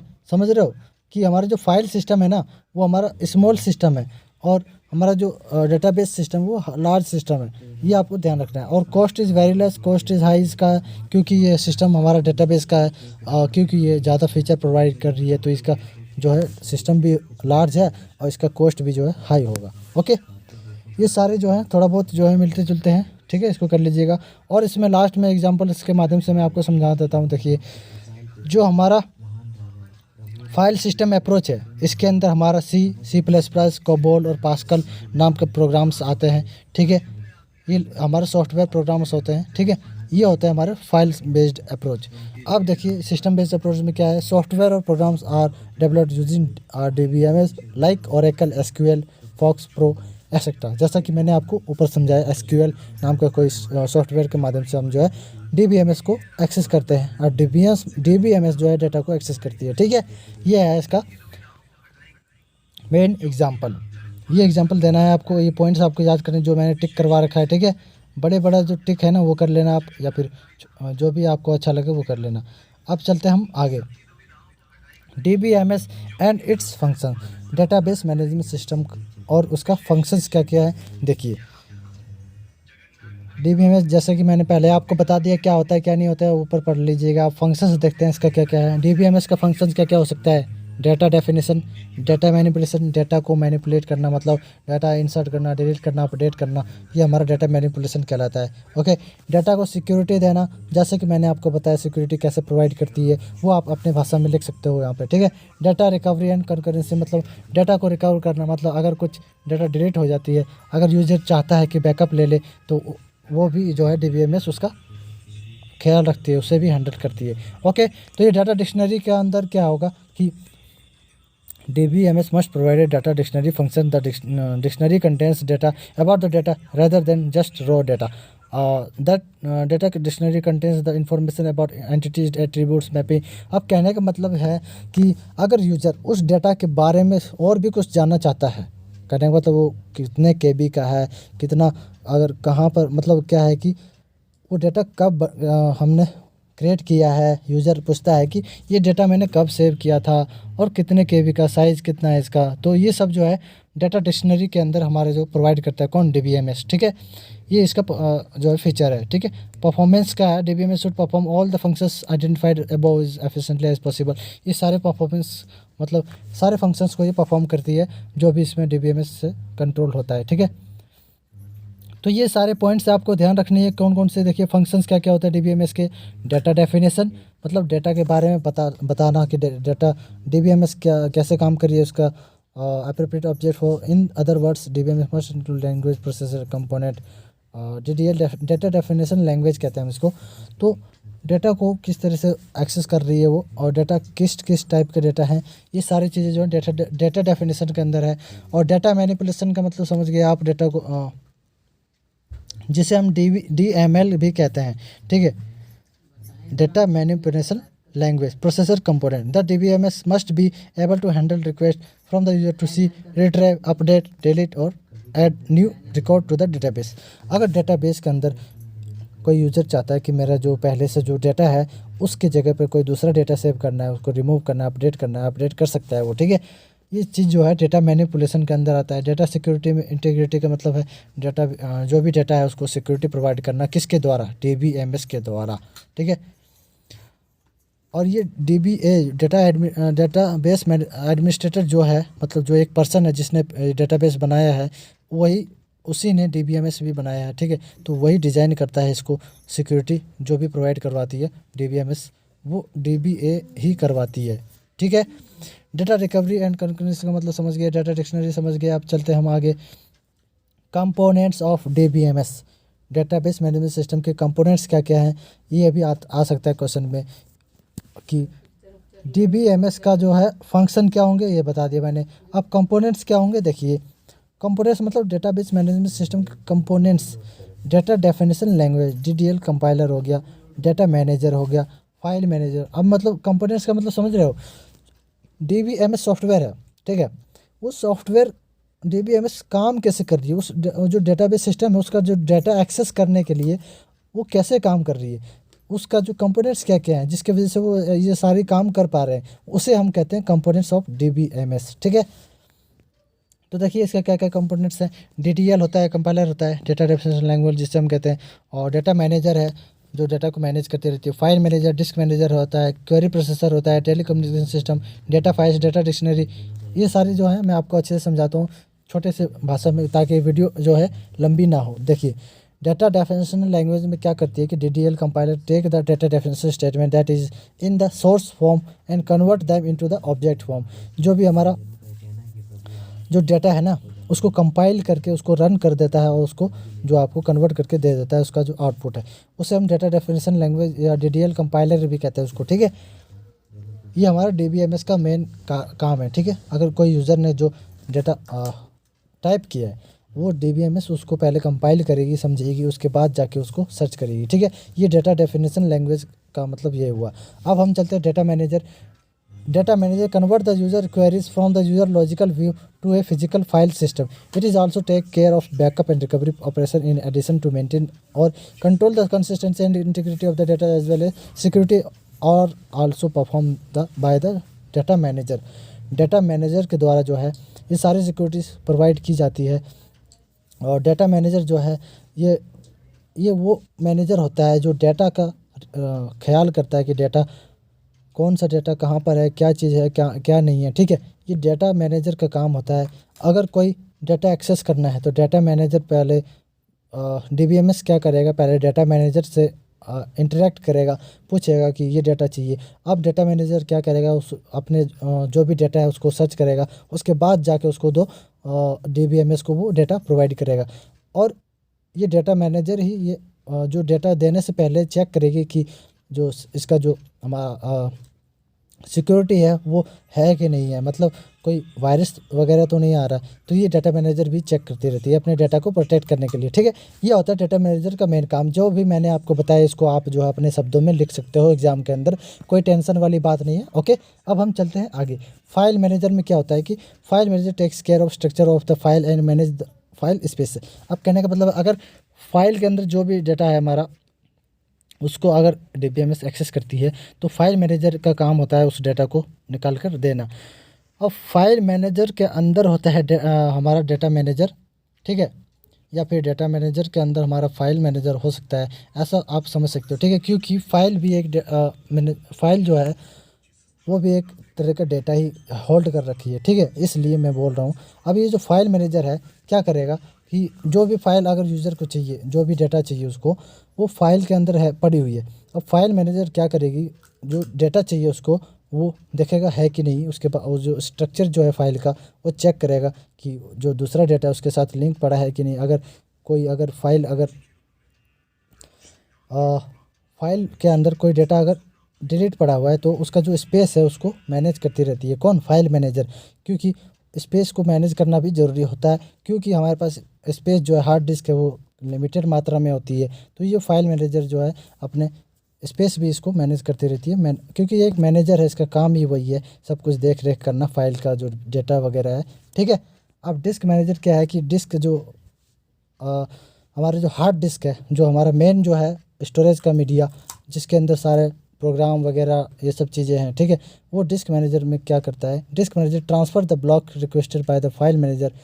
अब क्योंकि अगर कोई एक फ़ाइल क्रिएट कर रहा है यूज़र, ठीक है, तो उस फाइल को बनाने के लिए भी उसको स्टोरेज की ज़रूरत पड़ेगी। अब वो स्टोरेज कहाँ से मिलेगा, डिस्क मैनेजर से ही तो मिलेगा, मतलब हार्ड डिस्क में तो मिलेगा। वो हार्ड डिस्क का एक मैनेजर पड़ा है वहाँ पर, उस मैनेजर से पहले परमिशन लेनी पड़ेगी कि मुझे एक डिस्क चाहिए। तब वो मैनेजर अगर बोलेगा कि हाँ ये ले लो, आपको अगर चाहिए तो ले लो आप स्पेस, उसके बाद स्पेस लेने के बाद जो है आप उसमें फ़ाइल जो है क्रिएट कर सकते हो, फाइल के अंदर डेटा डाल सकते हो, ओके। ये ऐसे काम करती है, ठीक है। अब चलते हैं हम आगे, क्वेरी प्रोसेसर।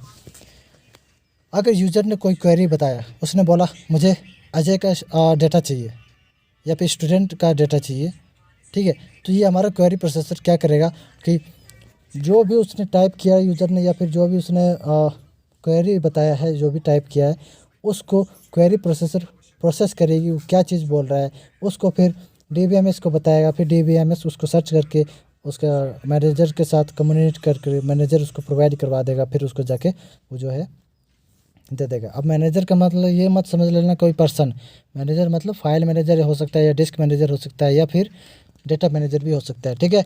ये आप समझ गए। क्वेरी प्रोसेसर क्या है, यूज़र के द्वारा कोई एक क्वेरी बताना, मतलब कुछ मांगना, जो भी आइटम हो उसका नाम लेकर बोलना, उसे हम कहते हैं query processor.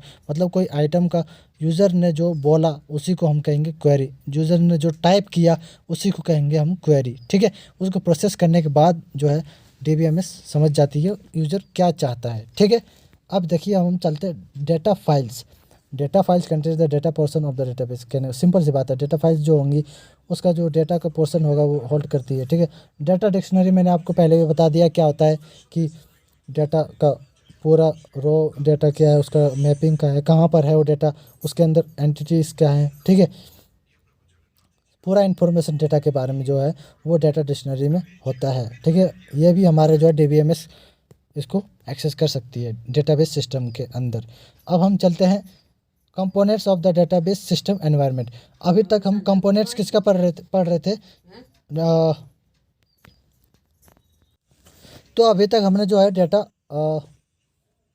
Components of DBMS पढ़ा है। अब हम पढ़ते हैं कंपोनेंट्स ऑफ डेटाबेस सिस्टम। अब डेटाबेस क्योंकि मेन होता है हमारा जहाँ पर डेटा पड़ा हुआ रहता है, ठीक है। अब उसके कंपोनेंट्स क्या क्या होंगे, सिंपल सी बात है, उसके कंपोनेंट्स हार्डवेयर से रिलेटेड ही होंगे। जैसे हार्डवेयर हो गया हमारा, फिर सॉफ्टवेयर हो गया, डेटा हो गया, और यूज़र्स होंगे और प्रोसेसर्स हो गया। ये सारे के सारे कंपोनेंट्स इसके डेटाबेस सिस्टम के। इन्हीं के माध्यम से जो है हमारा डेटाबेस तैयार होता है। मैंने आपको पहले भी बताया डेटाबेस क्या होता है। डेटाबेस के अंदर ही हमारा डेटा, मेन जो डेटा होता है, इंफॉर्मेशन जो होती है हमारी पड़ी हुई होती है, ओके। अब डेटा से यहाँ मतलब ये नहीं है कि आपका प्लस माइनस सिर्फ हो और ABCD। डेटा का मतलब है कि कुछ भी डेटा हो, चाहे वो इन्फॉर्मेशन टाइप का डेटा हो, चाहे कुछ भी कोई सा भी डेटा हो, इसमें डेटा का मतलब अलग है, ठीक है। ओके, अब कंपोनेंट्स ऑफ डेटाबेस सिस्टम देखिए क्या क्या है। Hardware, software, data, user, procedure. अब देखिए कैसे काम कर रही है। तो ये हमारा जो डायग्राम है इसमें देखिए, ये हमारा सबसे ऊपर क्या है, डेटाबेस मैनेजमेंट सिस्टम है, मतलब एक सॉफ्टवेयर है जो कंट्रोल करती है पूरे डेटाबेस सिस्टम को। डेटाबेस सिस्टम हमारा देखिए ये सिलेंड्रिकल टाइप का है, इसके अंदर सारे डेटा पड़ी हुई है। अब इसके अंदर हमारे पास एप्लीकेशन प्रोग्राम है और एंड यूज़र है। अब जो है यूज़र का जो भी डेटा है वो सारी चीज़ें हमारी पड़ी हुई है डेटाबेस सिस्टम के अंदर, ठीक है। ऐसे आप जो है इसका डायग्राम बना सकते हो। अब हम चलते हैं, देखिए हार्डवेयर क्या होता है। हार्डवेयर में आपका हार्ड डिस्क वगैरह ये सब चीज़ें, जैसे कि the hardware is the actual computer system used for keeping and accessing the database. Conventional DBMS hardware consist of secondary storage devices, usually hard disk, on which the database physically resides, together with the associated input-output devices, device controllers and so forth. इसमें input output devices भी होती हैं इसके अंदर, database के अंदर, ठीक है। डेटाबेस को आप समझ लो एज अ कंप्यूटर समझ लो, CPU समझ लो, ठीक है। CPU में जिस तरह से हार्डवेयर कनेक्ट किए जाते हैं, CPU वगैरह मतलब माउस कीबोर्ड वगैरह कनेक्ट किए जाते हैं ना, वैसे ही इसका जो हार्डवेयर है समझ लो आप CPU है। तो आपको समझने में आसानी होगी। जो हार्डवेयर जो होगा इसका यूजुअली हार्ड डिस्क के अंदर ही हमारा सारा डेटाबेस पड़ा हुआ रहता है, तो इसका मेन जो हार्डवेयर होगा वो हमारा हार्ड डिस्क होगा, ठीक है। अब चलते हैं हम सॉफ्टवेयर। जो डेटाबेस सिस्टम है हमारा, इसमें सॉफ्टवेयर हमारा आता है। The software is called is the actual DBMS, database management system, between the physical database itself. So जो हमारा जो DBMS है ये सॉफ्टवेयर होता है हमारा, जैसे कि हार्डवेयर हो गया, ये सॉफ्टवेयर में हमारा कौन सा डेटाबेस सिस्टम का DBMS होता है, ठीक है। अब DBMS दूसरी सॉफ्टवेयर से कनेक्टेड होता है, बट उसका काम बाद में है, ठीक है। DBMS किस से कनेक्टेड है, हमारा डेटाबेस से। तो हमारा डेटाबेस किस चीज़ से बना हुआ है, DBMS से भी बना हुआ है, हार्ड डिस्क वगैरह से बना हुआ है, इनपुट आउटपुट डिवाइस से बना हुआ है, ठीक है। अब देखते हैं end user system, there is layer of software usually called the database management system और DBMS also request the access to database. वही चीज़ बता रहा है कि DBMS का काम क्या है, जैसा कि हम पढ़ते हुए आ रहे हैं DBMS क्या काम करता है डेटाबेस सिस्टम के साथ। अब हम चलते हैं data. The data stored in the system is partition into one और more database. A database is both integrated and shared. By integrated, we mean that the database may be thought as a unification of several otherwise distinct data files with any redundancy among those wholly eliminated. By shared, we mean that individual pieces of data in the database may be shared among several different users. मतलब यह है कि हमारा जो database system बना है वो data से मिलकर बना है, और डेटा जो है हमारा यूज़र का कोई सा भी डेटा हो सकता है। इसको आप अपने शब्दों में भी लिख सकते हो, डेटा का पूरा इस 2-4 लाइन, ठीक है। अब यूज़र्स क्या होंगे, अब यूज़र वो होगा जिसका डेटा डेटाबेस के सिस्टम के अंदर होगा, ठीक है। There are 3 classes of user. अब यूज़र जो है कई टाइप्स का हो सकता है, ये आपको समझना ज़रूरी है। ये क्वेश्चन में आ सकता है कि डेटाबेस सिस्टम का जो यूज़र है वो कितने टाइप्स के होंगे, उसके क्या क्या फंक्शंस हैं, देखिए वो बताइए। तो आप एग्ज़ाम में क्या लिखोगे, तो देखिए इसको 3 तरह के यूज़र्स होते हैं। एप्लीकेशन प्रोग्रामर हो गया, और एक एंड यूज़र हो गया, और एक नेव यूज़र, और DBA एडमिनिस्ट्रेटर। अब जो हमारा C वाला है ना, DBA, जिसे हम डेटाबेस एडमिनिस्ट्रेटर कह रहे हैं, ये ही तो मेन बंदा है, मेन आदमी है, मेन पर्सन है जो डेटाबेस को तैयार किया है जिसने, उसे हम कहेंगे DBA। DBA is a person और group of person responsible for overall control of database. जो भी हमारा जो डेटाबेस है उसको पूरा कंट्रोल कौन करती है, DBA, ठीक है। DBA ही डिज़ाइन करती है डेटाबेस को, ठीक है। डेटाबेस सिस्टम किसने बनाया, DBA ने। तो ये हमारा C वाला बहुत ही आसान था, मैंने आपको बता दिया पहले ही। अब हम चलते पहले जो हमारा A है, क्या है, एप्लीकेशन प्रोग्रामर। अब मान लीजिए मैंने एक वेबसाइट बनाई है digitizeworks.online, ठीक है। इस वेबसाइट पे जाकर आप PCA के सारे कोर्स कर सकते हो। तो ये जो वेबसाइट बनाई है, तो मैं एक एज ए प्रोग्रामर कहलाऊँगा, एप्लीकेशन प्रोग्रामर कहलाऊँगा। एप्लीकेशन या फिर वेबसाइट प्रोग्रामर कह सकते हो आप मुझे, तो एज ए सॉफ्टवेयर प्रोग्रामर कह सकते हो इसको आप, ठीक है। क्योंकि मैंने सॉफ्टवेयर के माध्यम से ही सारा ये जो हमारा वेबसाइट होता है, सॉफ्टवेयर ही तो है, हार्डवेयर थोड़ी है, ठीक है। तो मैं एज सॉफ्टवेयर प्रोग्रामर कहलाऊँगा। एप्लीकेशन प्रोग्रामर कह लो, ये सॉफ्टवेयर कह लो, ठीक है, बात एक ही है। ओके, तो जो एप्लीकेशन प्रोग्रामर होते हैं वो यूज़र्स होते हैं जो अपना, जैसे कि मैं आपको पढ़ के बता देता हूँ। The application programmer responsible for writing applications programs that use the database typically in a language such as COBOL meet the user requirement. This application programs operate on the data in all the usual ways. अब कहने का मतलब है कि application programmer वो programmer होता है, वो यूज़र होता है, वो यूज़र होता है जो डेटाबेस के जो भी हमारा प्रोग्राम होता है उसको हैंडल कर रहा होता है। समझ रहे हो? अब मान लो कोई एक सॉफ्टवेयर बनाना है, ठीक है। अब जावा स्क्रिप्ट है हमारा, उस जावा स्क्रिप्ट का यूज़ करके किसी ने कोई एक यूज़र है वो सॉफ्टवेयर बना रहा है, कोई एप्लीकेशन बना रहा है, ठीक है। तो वो जो हमारा जो जावा स्क्रिप्ट का जो डेटाबेस है ना, उस डेटाबेस के अंदर हम जावा स्क्रिप्ट का यूज़ करके हमने प्रोग्राम बना रहे हैं।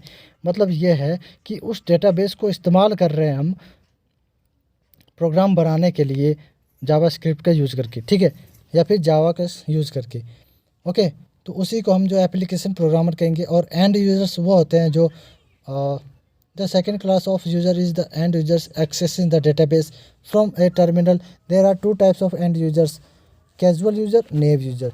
एंड यूज़र जो है हमारे पास दो तरह की होती है। कैजुअल समझ लो पहले। Casual users are trained in the use of the online query language and access data by entering queries at terminals. अब ये वो यूज़र्स होते हैं जो डेटाबेस के अंदर जो भी अगर क्वेरी होता है वो डायरेक्ट ऑनलाइन सर्च करके उसका क्वेरी को निकालना, वो यूज़र कहलाता है कैजुअल यूज़र। और नेव यूज़र वो होता है, naive user access data through application programs that have been written for them.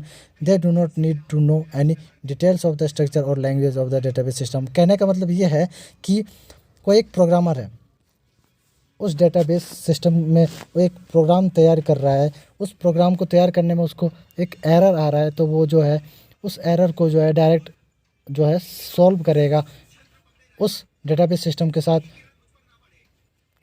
Connect करके। बट उस प्रोग्रामर को इसकी नॉलेज नहीं होता है कि डेटाबेस किस चीज़ से बना हुआ है, डेटाबेस कैसे काम कर रहा है, डेटाबेस का स्ट्रक्चर क्या है, उसका लैंग्वेज क्या है, ठीक है। वो उस यूज़र से नेव यूज़र वही होता है जिनको इसके बारे में कोई फ़र्क नहीं पड़ता। उन्हें बस अपने जो उनका एरर आ रहा है उसको सॉल्व करना होता है। जैसा कि हम हैं, एक प्रोग्रामर है हम, ठीक है, हमें एरर आ रहा है, ठीक है, तो हम उस एरर को सॉल्व करना चाहेंगे, हमें नहीं पता वो किस तरह से बना हुआ है चीज़ें, ठीक है। मान लो आप एक यूज़र हो, आपको जो है आपके पास कोई डाउट आया तो आप गूगल पे सर्च करते हो, तो जो आप जो सर्च कर रहे हो ना गूगल पे, वो आपका डाउट है, ठीक है। तो आप जो है अपने डाउट को सॉल्व करने के लिए उस गूगल पे सर्च कर रहे हो, तो अब आप जो है गूगल कैसे सर्च करके आपको दे रही है वो उससे आपको कोई मतलब नहीं है। आपको बस अपने जो है डाउट जो है सॉल्यूशन जो है आपको निकाल के देना है, बस आपको सॉल्यूशन चाहिए, ठीक है। वही हमारा नेव यूज़र कहलाता है। मतलब ये हुआ कि वो जो डेटाबेस सिस्टम का जो भी स्ट्रक्चर है उसके बारे में उसको कुछ मालूम नहीं होता है, उसे बस अपना प्रोग्राम कंप्लीट करना है, अपना एरर जो भी आ रहा है उसको सॉल्व करना है और अपना एप्लीकेशन तैयार करना है, ठीक है। ये नेव यूज़र होते हैं। और जो कैजुअल यूज़र होते हैं, जैसे कि मैंने आपको बता दिया है, ऑनलाइन चीज़ें उसको क्वेरी को सर्च करना कि टर्मिनल्स के अंदर, ठीक है।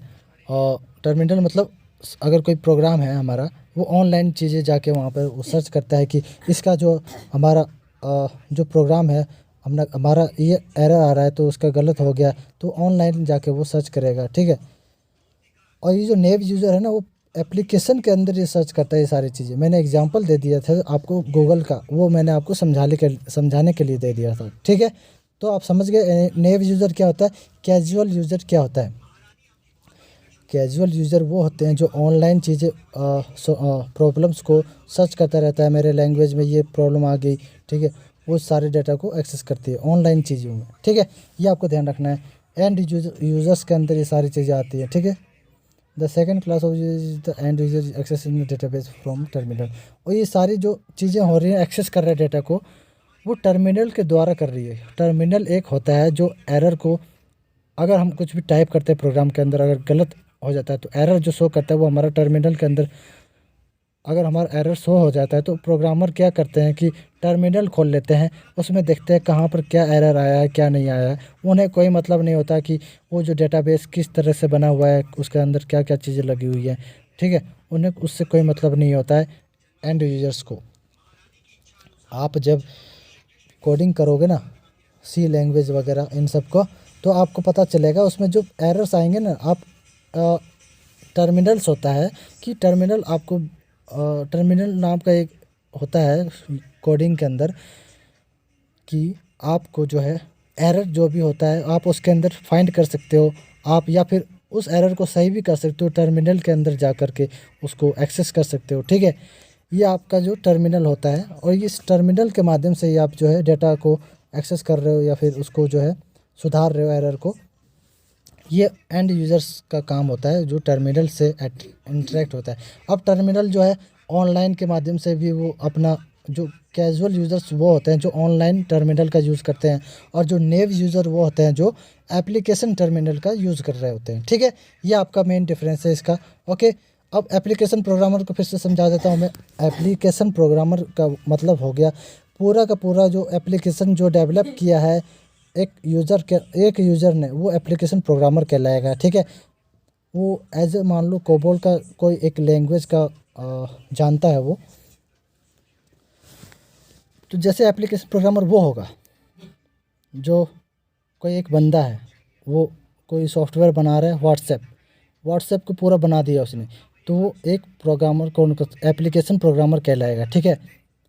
कोई एक लैंग्वेज का या फिर 2-3 लैंग्वेज का यूज़ करके उसने वो व्हाट्सएप बना दिया, ठीक है, उसे हम एप्लीकेशन प्रोग्रामर कहेंगे। बट कोई एक दूसरा यूज़र है, एंड यूज़र, उसे कहेंगे जो उस व्हाट्सएप को बनाने में जो प्रॉब्लम्स आ रही है वो टर्मिनल्स के माध्यम से उसको सॉल्व कर रहा है, चाहे वो ऑनलाइन में हो या फिर वो एप्लीकेशन के द्वारा हो, ठीक है। ये है उसका मेन डिफरेंस, ओके। और डीबीए का मतलब हो गया कि पूरा डेटाबेस जो बना रहा है वो डीबीए एक प्रोग्राम, ये भी एक यूज़र है प्रोग्रामर, इसे भी आप प्रोग्रामर ही कह सकते हो, ठीक है। तो ये जो है वो पूरा डेटाबेस बना रहा है उसका, डेटाबेस एडमिनिस्ट्रेटर का।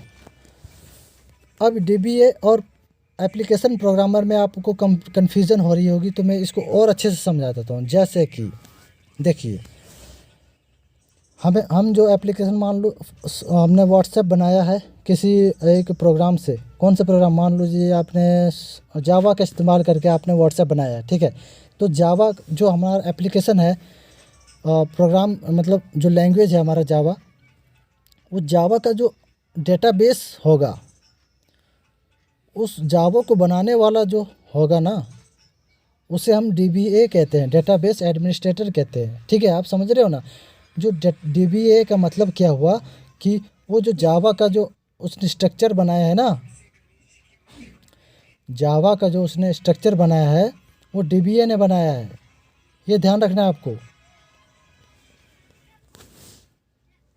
जावा का स्ट्रक्चर तो डीबीए ने बनाया है, बट जो प्रोग्रामर है ना वो अलग होता है, डीबीए अलग होता है। प्रोग्रामर वो होता है जो उस डीबीए जो डेटाबेस है उसका यूज़ करके वो एप्लीकेशन बनाता है, उसे हम प्रोग्रामर कहते हैं। बट डीबीए डेटाबेस एडमिनिस्ट्रेटर उसे कहते हैं जो पूरा डेटाबेस को तैयार करता है, मतलब उससे, मान लीजिए जो जावा है तो जावा को बनाने वाला ही कहलाएगा डेटाबेस एडमिनिस्ट्रेटर, ओके। आप समझ गए पूरा डिफरेंस मैंने आपको समझाया था। इसमें मैंने थोड़ा सा टाइम दिया ताकि आपको अच्छे से समझ में आ जाए डीबीए क्या है, डेटाबेस क्या है, उसका डीबीएमएस क्या है, ये सारी चीज़ें समझा दिए मैंने आपको, पूरा क्लियर हो चुका होगा। अगर आप पूरा वीडियो देख रहे हो सीरीज़ वाइज मेरा, तो आपको अच्छे से समझ में आएगा। अगर आप स्किप करके देखते हो तो आप जो है मेन पॉइंट्स खो सकते हो, ओके। चलते हैं हम आगे। Advantages of DBMS, database management system का एडवांटेजेस क्या है। बहुत से एडवांटेज है, सिक्योरिटी प्रोवाइड करता है डेटाबेस सिस्टम को, और इससे हम मिनिमल रिडंडेंसी का मतलब है इसमें एक ही डेटा जो है बार बार इसमें स्टोर नहीं किया जा सकता। डेटाबेस मैनेजमेंट सिस्टम मना कर देगा कि इस नाम का डेटा पहले से सेव है, ठीक है, ओके। DBMS का ये मेन हो गया मिनिमल रिडंडेंसी का मतलब समझ गए, और इनकन्सिस्टेंसी कैन बी अवॉइडेड का मतलब हो गया कि अगर कोई यूज़र ने अपना डेटा अपडेट कर दिया है और DBMS क्या करेगा कि उसे जो है तुरंत जो है उस वहाँ डेटाबेस सिस्टम के अंदर जो है उसे तुरंत अपडेट कर देगा, क्योंकि यूज़र ने अपडेट किया है। और अगर वो DBMS उसको अपडेट नहीं करता है ना डेटाबेस सिस्टम के अंदर, तो वो हमारा इनकन्सिस्टेंसी कहलाएगा। क्योंकि DBMS एक बढ़िया आदमी है, मतलब बढ़िया सॉफ्टवेयर है, आपको समझाने के लिए बोलता हूँ मैं, तो समझिए कि DBMS एक बढ़िया सॉफ्टवेयर है, तो उसको पता है कि इनकन्सिस्टेंसी क्या होता है, कंसिस्टेंसी क्या होता है। तो जैसे ही यूज़र ने चेंज किया तो तुरंत DBMS क्या करेगा, डेटाबेस सिस्टम के अंदर जो भी चेंजमेंट हुआ है उसे अपडेट कर देगा, ठीक है, ताकि इनकन्सिस्टेंसी ना बने, अवॉइडेड रहे, ठीक है। ये आप समझ गए। इसको आप अपने भाषा में भी लिख सकते हो। There will be some occasions on which two entries will not agree. जैसा कि इन्होंने बोला है कि then there will be some occasions on which two entries will not agree, that is when one and only one has been updated. At such times the database is said to be inconsistent. जैसा कि इन्होंने बोला है कि then there will be some occasions on which the two entries will not agree.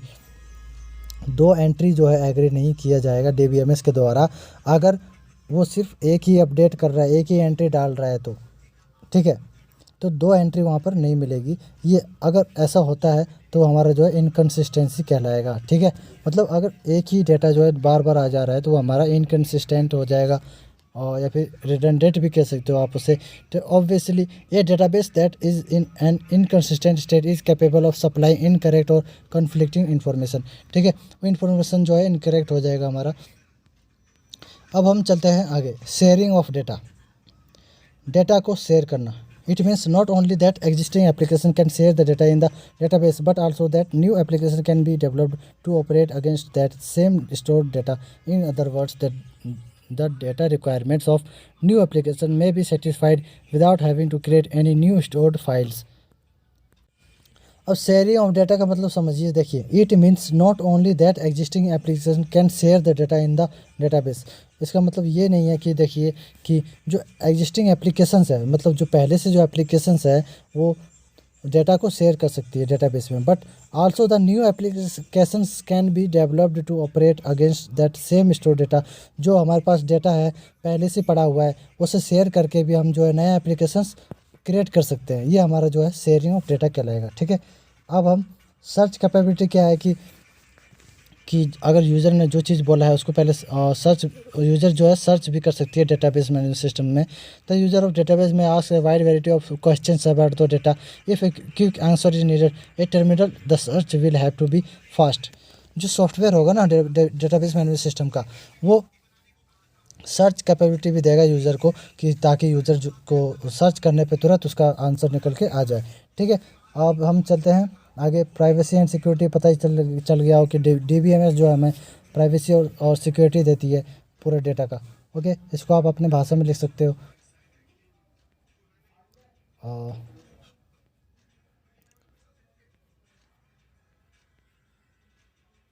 Simplicity भी कह सकते हो इसको, और पावरफुल यूज़र लैंग्वेज भी कह सकते हो इसको। It is possible that in the future the most important reason to have database system will be that they permit end users to employ data without application programs necessarily having to be written. Powerful language are coming into existence which permit untrained users to query, search and update data. Powerful user language का इस्तेमाल हम कर सकते हैं इसमें database management system के द्वारा, ठीक है। छोड़िए इसको। Faster development of new application.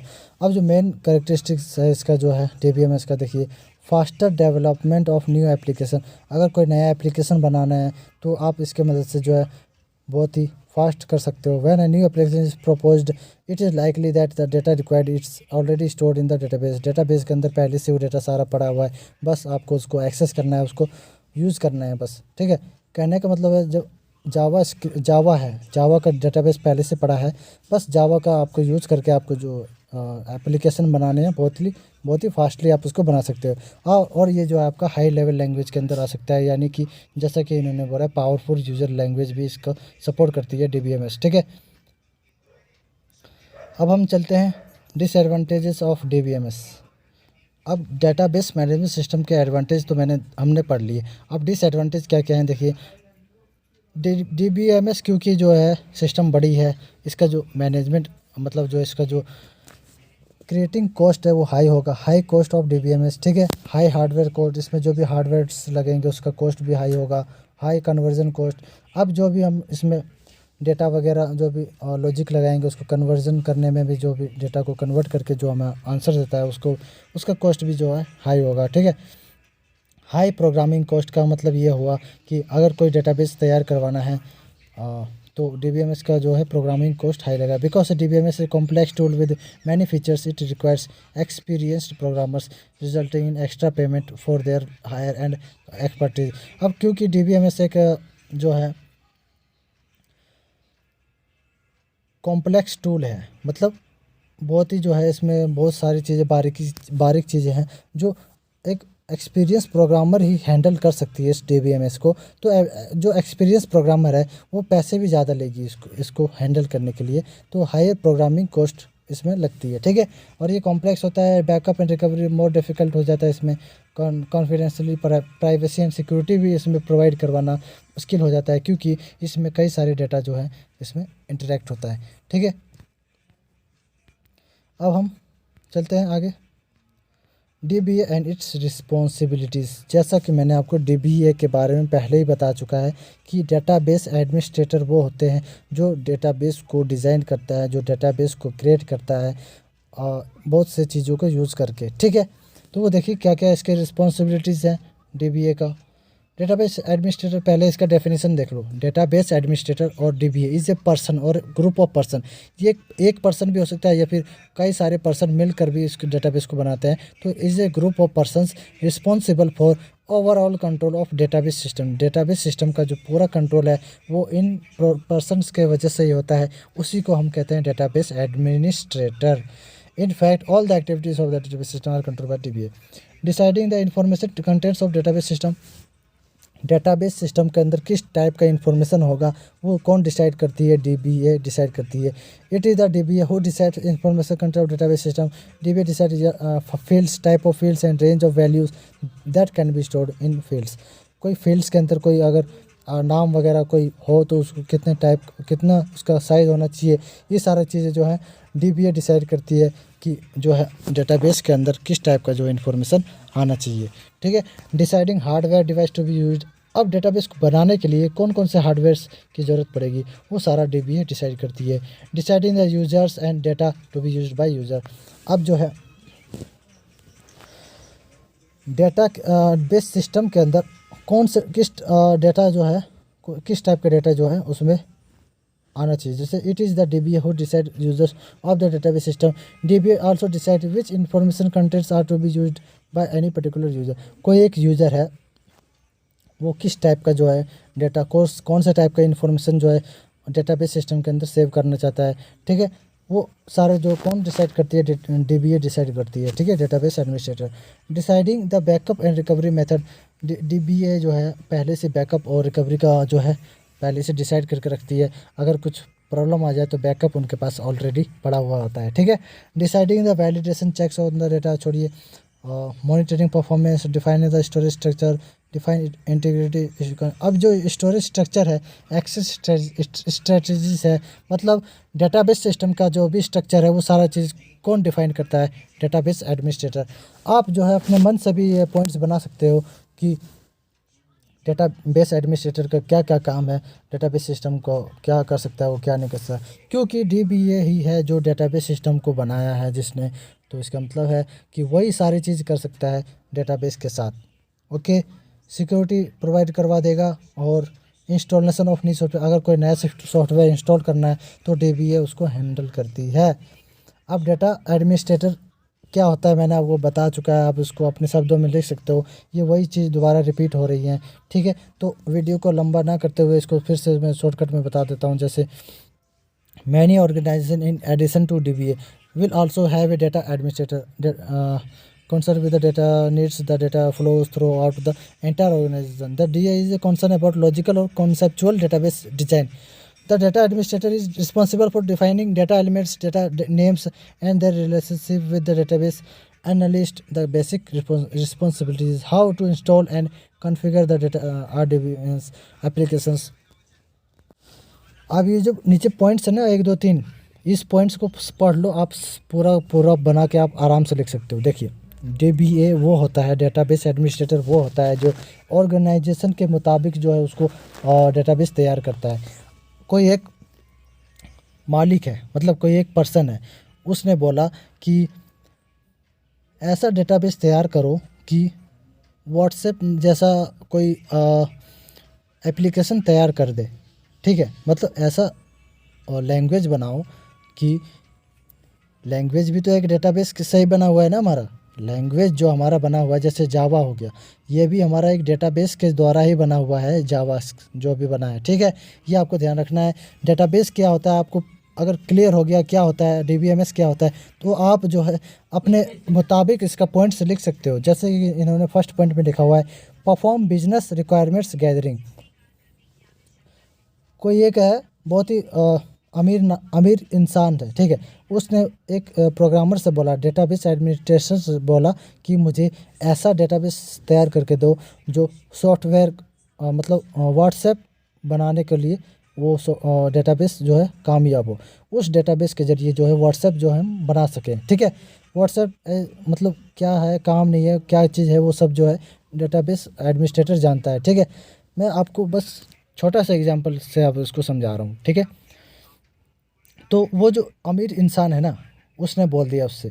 अब जो डेटाबेस एडमिनिस्ट्रेटर क्या करेगा, उस अमीर इंसान के मुताबिक यानी उस ऑर्गेनाइजेशन के मुताबिक, ऑर्गेनाइजेशन का मतलब हो गया कि ऊपर से ऑर्डर आना, मतलब मालिक, ऑर्गेनाइजेशन का मतलब हो गया कंपनी, मालिक हो गया कंपनी कह लो या फिर उसको ऑर्गेनाइजेशन कह लो, बात एक ही है, ठीक है।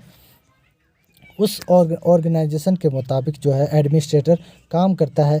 उस ऑर्गेनाइजेशन का जो रिक्वायरमेंट होता है उसके अकॉर्डिंग ही जो एडमिनिस्ट्रेटर काम करता है। परफॉर्म बिजनेस रिक्वायरमेंट्स गैदरिंग का मतलब यही है कि उस बिज़नेस को बढ़ाने के लिए जो रिक्वायरमेंट्स है उसको पहले एडमिनिस्ट्रेटर पहले इकट्ठा करेगा, क्या क्या चीज़ें उसको चाहिए बिज़नेस को ग्रो करने के लिए, उसके हिसाब से वो डेटाबेस तैयार करेगा, ठीक है।